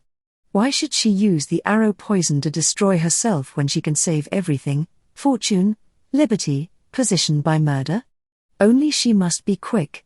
Madame's voice is rising in gusts of violence. Even in that house of the old thick walls, Jeanne Bourdin, someone, might be wakened by the clamour. And in a moment the brutal thing is done. Madame Harlowe is flung back upon her bed. Her mouth is covered and held by Francine Rollard. The needle does its work. "That will do now," whispers Betty Harlowe, but at the door of the treasure room in the darkness Ann Upcott is standing, unable to identify the voice which whispered, just as you and I were unable, monsieur, to identify a voice which whispered to us from the window of Jean Claddle's house, but taking deep into her memory the terrible words. And neither of the murderesses knew it. They go calmly about their search for the letters. They cannot find them, because Madame had pushed them into the coffer of old bills and papers. They rearrange the bed, they compose their victim in it as if she were asleep, they pass into the treasure room, and they forget to lock the door behind them. Very lightly they visit the Hôtel de Brébizat. Betty Harlowe has the rest of the arrow poison and the needle to put in some safe place, and where else is safe? In the end, when every care has been taken that not a scrap of incriminating evidence is left to shout murder the next morning, Betty creeps up the stairs to make sure that Ann Upcott is asleep, and Ann Upcott, waking, stretches up her hands and touches her face. That, monsieur, and Hanaud rose to his feet, is what you would call the case for the Crown. It is the case which you and Monsieur Bex have to meet. Jim Frobisher made up his mind to say the things which he had almost said at the beginning of this interview. "I shall tell Monsieur Bex exactly what you have told me. I shall give him every assistance that I personally or my firm can give. But I have no longer any formal connection with the defense." Hanaud looked at Frobisher in perplexity. "I don't understand, monsieur. This is not the moment to renounce a client." "Nor do I," rejoined Frobisher. "It is the other way about. Monsieur Bex put it to me very, how shall I say?" Hanaud supplied the missing word with a twitch of his lips. "Very correctly. He told me that Mademoiselle did not wish to see me again." Hanaud walked over to the window. The humiliation evident in Frobisher's voice and face moved him. He said very gently, "I can understand that, can't you? She has fought for a great stake all this last week, her liberty, her fortune, her good name and you." "Oh, yes," he continued, as Jim stirred at the table. "Let us be frank. And you, monsieur? You were a little different from her friends. From the earliest moment she set her passions upon you. Do you remember the first morning I came to the Maison Grenelle? You promised Ann Upcott to put up there, though you had just refused the same invitation from Betty Harlowe.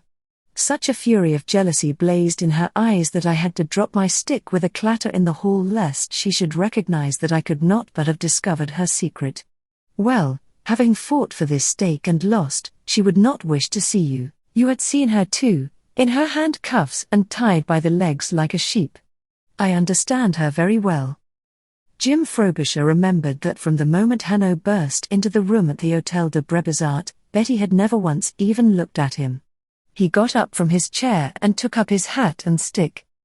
"I must go back to my partner in London with this story as soon as I have told it to Monsieur Bex," he said. "I should like it complete. When did you first suspect Betty Harlowe?" Hanaud nodded.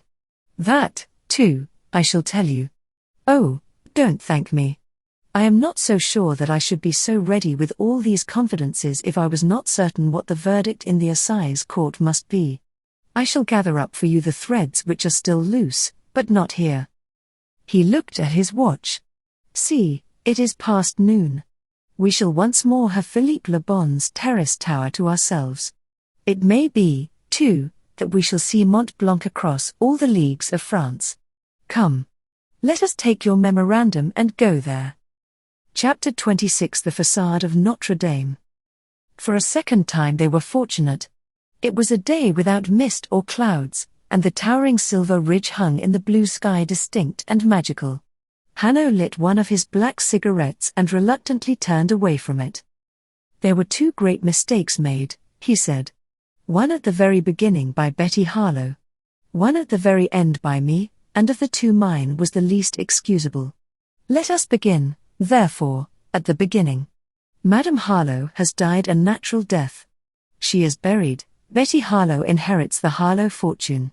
Boris Waberski asks her for money and she snaps her the fingers. Why should she not? Ah, but she must have been very sorry a week later that she snapped her the fingers. For suddenly he flings his bomb. Madame Harlowe was poisoned by her niece Betty. Imagine Betty Harlowe's feelings when she heard of that. The charge is preposterous. No doubt. But it is also true. A minute back she is safe. Nothing can touch her. Now suddenly her head is loose upon her neck. She is frightened.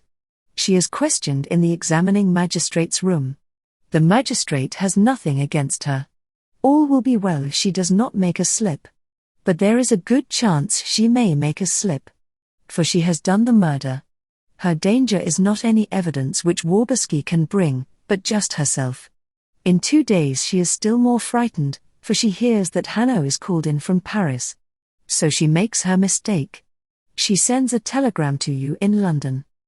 Why was that a mistake? Frobisher asked quickly. Because I begin to ask myself at once, how does Betty Harlowe know that Hanaud has been called in? Oh, to be sure, I made a great fluster in my office about the treachery of my colleagues in Dijon. But I did not believe a word of that. No, I am at once curious about Betty Harlowe. That is all. Still, I am curious.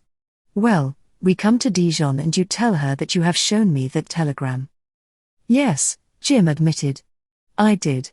I remember, too, he added slowly, that she put out her hand on the windowsill, yes, as if to steady herself. But she was quick to recover, returned Hanaud with a nod of appreciation. She must account for that telegram. She cannot tell me that Maurice Thevenet sent a hurried word to her. No. So when I ask her if she has ever received one of these anonymous letters which, remember, were my real business in Dijon, she says at once, yes, I received one on the Sunday morning which told me that Monsieur Hanaud was coming from Paris to make an end of me. That was quick, eh? Yes, but I know it is a lie. For it was not until the Sunday evening that any question of my being sent for arose at all. You see, Mademoiselle Betty was in a corner. I had asked her for the letter. She does not say that she has destroyed it, lest I should at once believe that she never received any such letter at all. On the contrary, she says that it is in the treasure room which is sealed up, knowing quite well that she can write it and place it there by way of the Hôtel de Brébizart before the seals are removed. But for the letter to be in the treasure room she must have received it on the Sunday morning, since it was on the Sunday morning that the seals were affixed. She did not know when it was first proposed to call me in. She draws a bow at a venture, and I know that she is lying, and I am more curious than ever about Betty Harlowe. He stopped. For Jim Frobisher was staring at him with a look of horror in his eyes. It was I, then, who put you on her track. I who came out to defend her. He cried. For it was I who showed you the telegram. Monsieur Frobisher, that would not have mattered if Betty Harlowe had been, as you believed her, innocent, Hanaud replied gravely, and Frobisher was silent. Well, then, after my first interview with Betty Harlowe, I went over the house whilst you and Betty talked together in the library. Yes, said Jim. And in Mademoiselle Anne's sitting room I found something which interested me at the first glance. Now tell me what it was. And he cocked his head at Jim with the hope that his riddle would divert him from his self-reproaches. And in that to some extent he succeeded. That I can guess, Frobisher answered with the ghost of a smile. It was the treatise on Strophanthus. Yes. The arrow poison. The poison which leaves no trace. Monsieur, that poison has been my nightmare. Who would be the first poisoner to use it? How should I cope with him and prove that it brought no more security than arsenic or prussic acid? These are questions which have terrified me, and suddenly, unexpectedly, in a house where a death from heart failure has just occurred, I find a dry-as-dust treatise upon the poison tucked away under a pile of magazines in a young lady's sitting room. I tell you I was staggered. What was it doing there? How did it come there? I see a note upon the cover, indicating a page. I turn to the page and there, staring at me, is an account of Simon Harlowe's perfect specimen of a poison arrow. The anonymous letters? They are at once forgotten. What if that animal Waberski, without knowing it, were right, and Madame Harlowe was murdered in the Maison Grenelle. I must find that out. I tuck the treatise up my back beneath my waistcoat and I go downstairs again, asking myself some questions.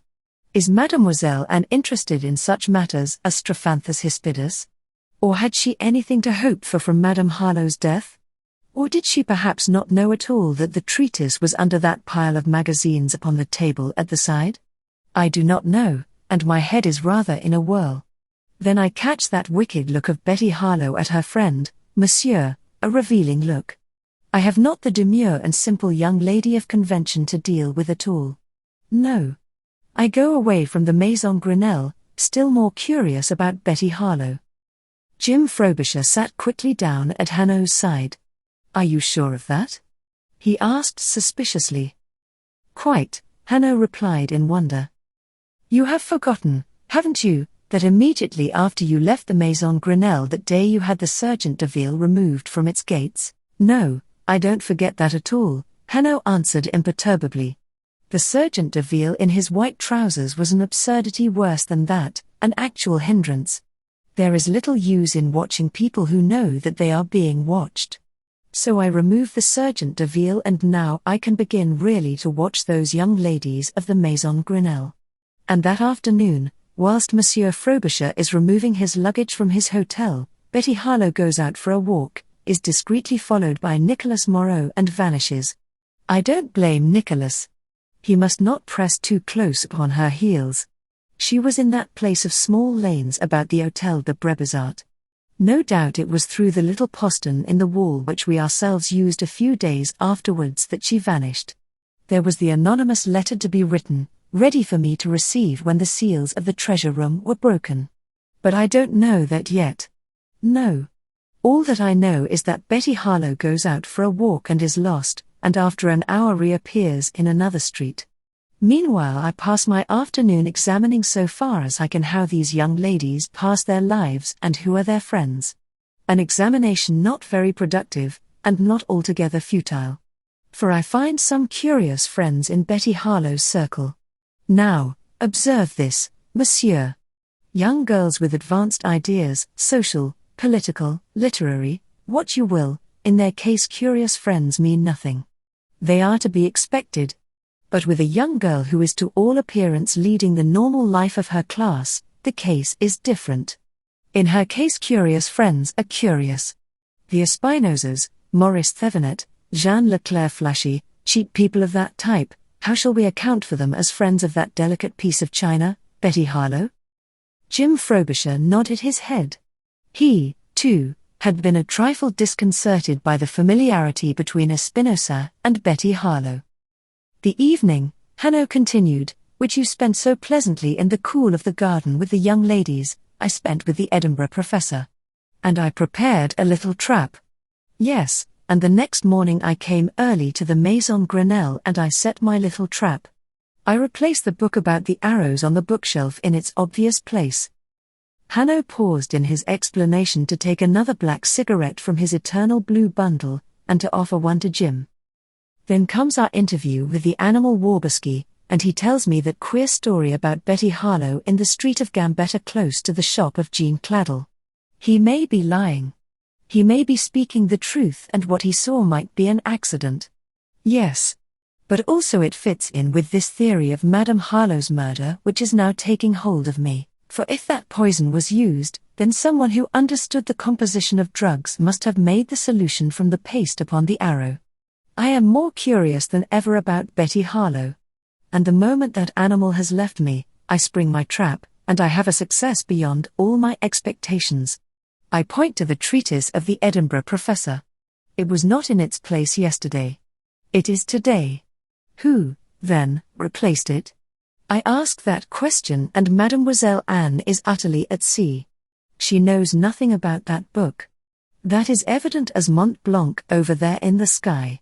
On the other hand, Betty Harlowe knows at once who has replaced that book, and in a most unwise moment of sarcasm, she allows me to see that she knows. She knows that I found it yesterday, that I have studied it since and replaced it. And she is not surprised. No, for she knows where I found it. I am at once like Waberski. I know it in my heart that she put it under those magazines in Ann Upcott's room, although I do not yet know it in my head. Betty Harlowe had prepared to divert suspicion from herself upon Ann Upcott, should suspicion arise. But innocent people do not do that, monsieur. Then we go into the garden and Mademoiselle Anne tells us her story. Monsieur Frobisher, I said to you immediately afterwards that all great criminals who are women are great actresses. But never in my life have I seen one who acted so superbly as Betty Harlowe while that story was being unfolded. Imagine it. A cruel murder has been secretly committed and suddenly the murderess has to listen to a true account of that murder in the presence of the detective who is there to fix the guilt. There was someone at hand all the time, almost an eyewitness, perhaps an actual eyewitness. For she cannot know that she is safe until the last word of the story is told. Picture to yourself Betty Harlowe's feelings during that hour in the pleasant garden, if you can. The questions which must have been racing through her mind. Did Ann Upcott in the end creep forward and peer through the lighted doorway? Does she know the truth and has she kept it hidden until this moment when Hanaud and Frobisher are present and she can speak it safely? Will her next words be, "And here at my side sits the murderess"? Those must have been terrible moments for Betty Harlowe. Yet she gave no sign of any distress, Frobisher added. But she took a precaution, Hanaud remarked.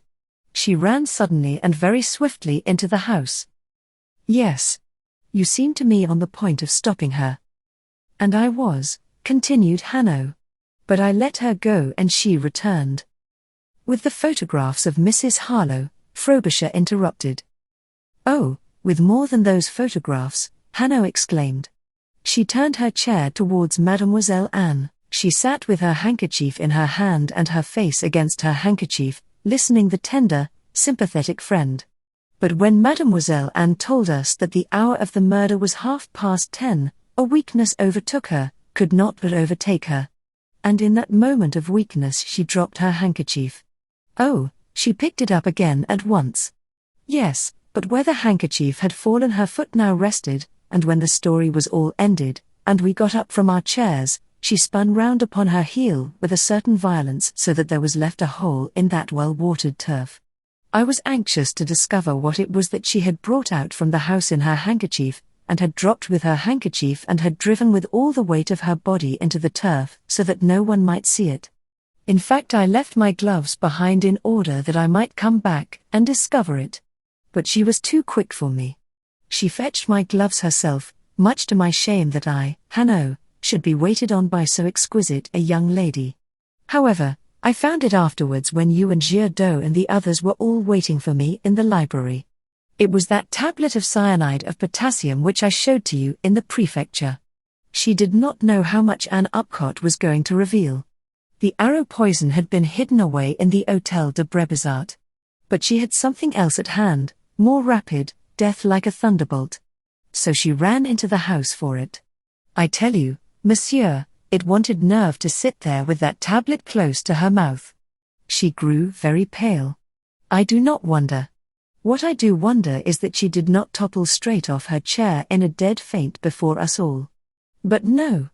She sat ready to swallow that tablet at once if there were need, before my hand could stop her. Once more I say to you, people who are innocent do not do that. Jim had no argument wherewith to answer. Yes, he was forced to admit. She could have got the tablets no doubt from Jean Claddle. Very well, then, Hanaud resumed. We have separated for luncheon and in the afternoon the seals are to be removed. Before that takes place, certain things must be done. The clock must be moved from the mantel shelf in the treasure room onto the marquetry cabinet. Some letters, too, must be burnt. Yes. Why? Frobisher asked eagerly. Hanaud shrugged his shoulders. The letters were burned. It is difficult to say. For my part I think those old letters between Simon Harlowe and Madame Raviat alluded too often to the secret passage. But here I am guessing. What I learnt for certain during that luncheon hour is that there is a secret passage and that it runs from the treasure room to the Hôtel de Brébizart. For this time Nicolas Moreau makes no mistake. He follows her to the Hôtel de Brébizart and I from this tower see the smoke rising from the chimney. Look, Monsieur, there it is. But no smoke rises from it today. He rose to his feet and turned his back upon Mont Blanc. The trees in the garden, the steep yellow-patterned roof, and the chimneys of the Maison Grenelle stood out above the lesser buildings which surrounded them. Only from one of the chimneys did the smoke rise today, and that one at the extreme end of the building where the kitchens were. We are back, then, in the afternoon. The seals are removed. We are in Madame Harlowe's bedroom and something I cannot explain occurs. The disappearance of the necklace, Frobisher exclaimed confidently, and Hanaud grinned joyfully. See, I set a trap for you and at once you are caught. He cried. The necklace? Oh, no, no. I am prepared for that. The guilt is being transferred to Mademoiselle Anne. Good. But it is not enough to hide the book about the arrow in her room. No, we must provide her also with a motive. Mademoiselle is poor, Mademoiselle inherits nothing. Therefore the necklace worth £100,000 vanishes, and you must draw from its vanishing what conclusion you will. No, the little matter I cannot explain is different. Betty Harlowe and our good Giraudot pay a visit to Jeanne Bourdin's bedroom to make sure that a cry from Madame's room could not be heard there. Yes. Our good Giraudot comes back. Yes. But he comes alone. That is the little thing I cannot explain. Where is Betty Harlowe? I ask for her before I go into the treasure room and lo! Very modestly and quietly she has slipped in amongst us again. I am very curious about that, my friend, and I keep my eyes open for an explanation, I assure you. I remember, said Frobisher. You stopped with your hand upon the door and asked for Mademoiselle Harlowe. I wondered why you stopped. I attached no importance to her absence. Hanaud flourished his hand. He was happy. He was in the artist's mood. The work was over, the long strain and pain of it. Now let those outside admire. Of all that the treasure room had to tell us, you know, Monsieur Frobisher. But I answer a question in your memorandum. The instant I am in the room, I look for the mouth of that secret passage from the Hôtel de Brébizart. At once I see. There is only one place. The elegant sedan chair framed so prettily in a recess of the wall. So I am very careful not to pry amongst its cushions for the poison arrow, just as I am very careful not to ask for the envelope with the postmark in which the anonymous letter was sent.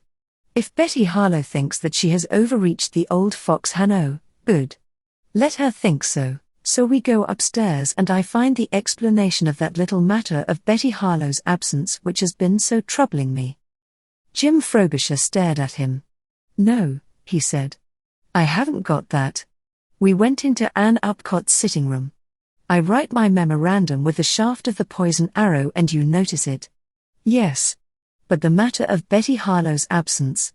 No, I haven't got that. But you have, cried Hanaud.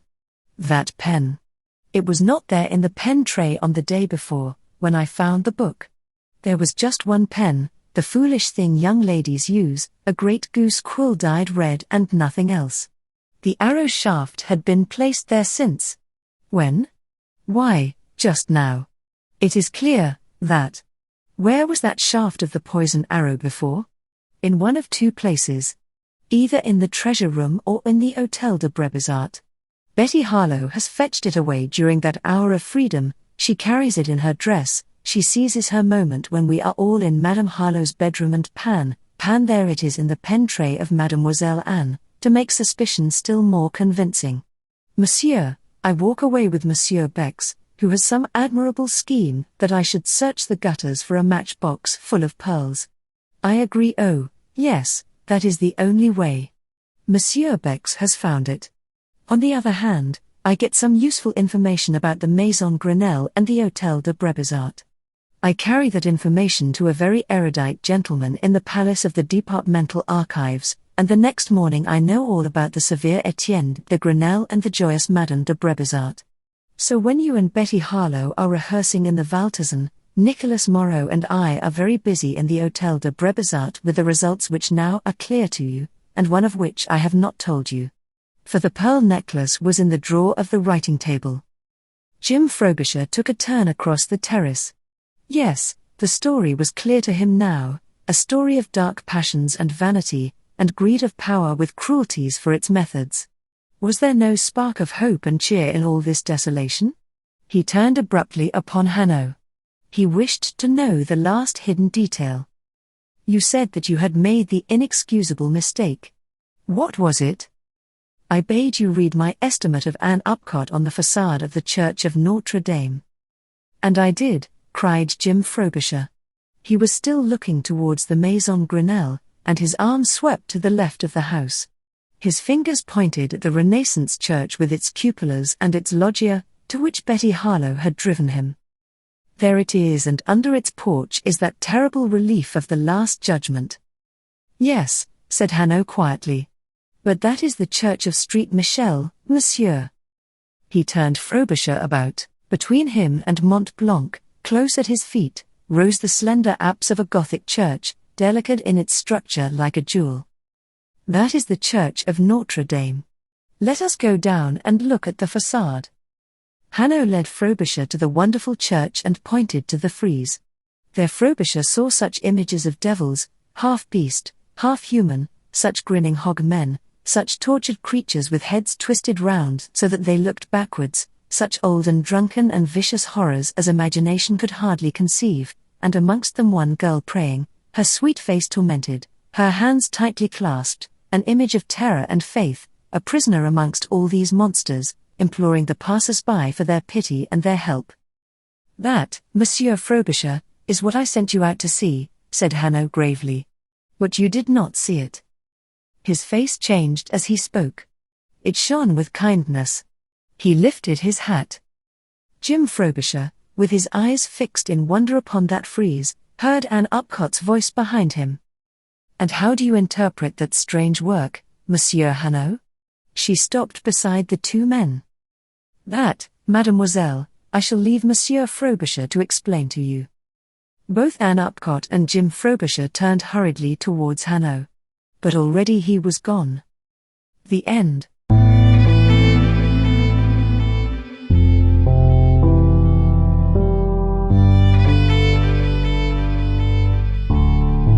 Thank you for listening to today's episode. I really hoped you enjoyed it.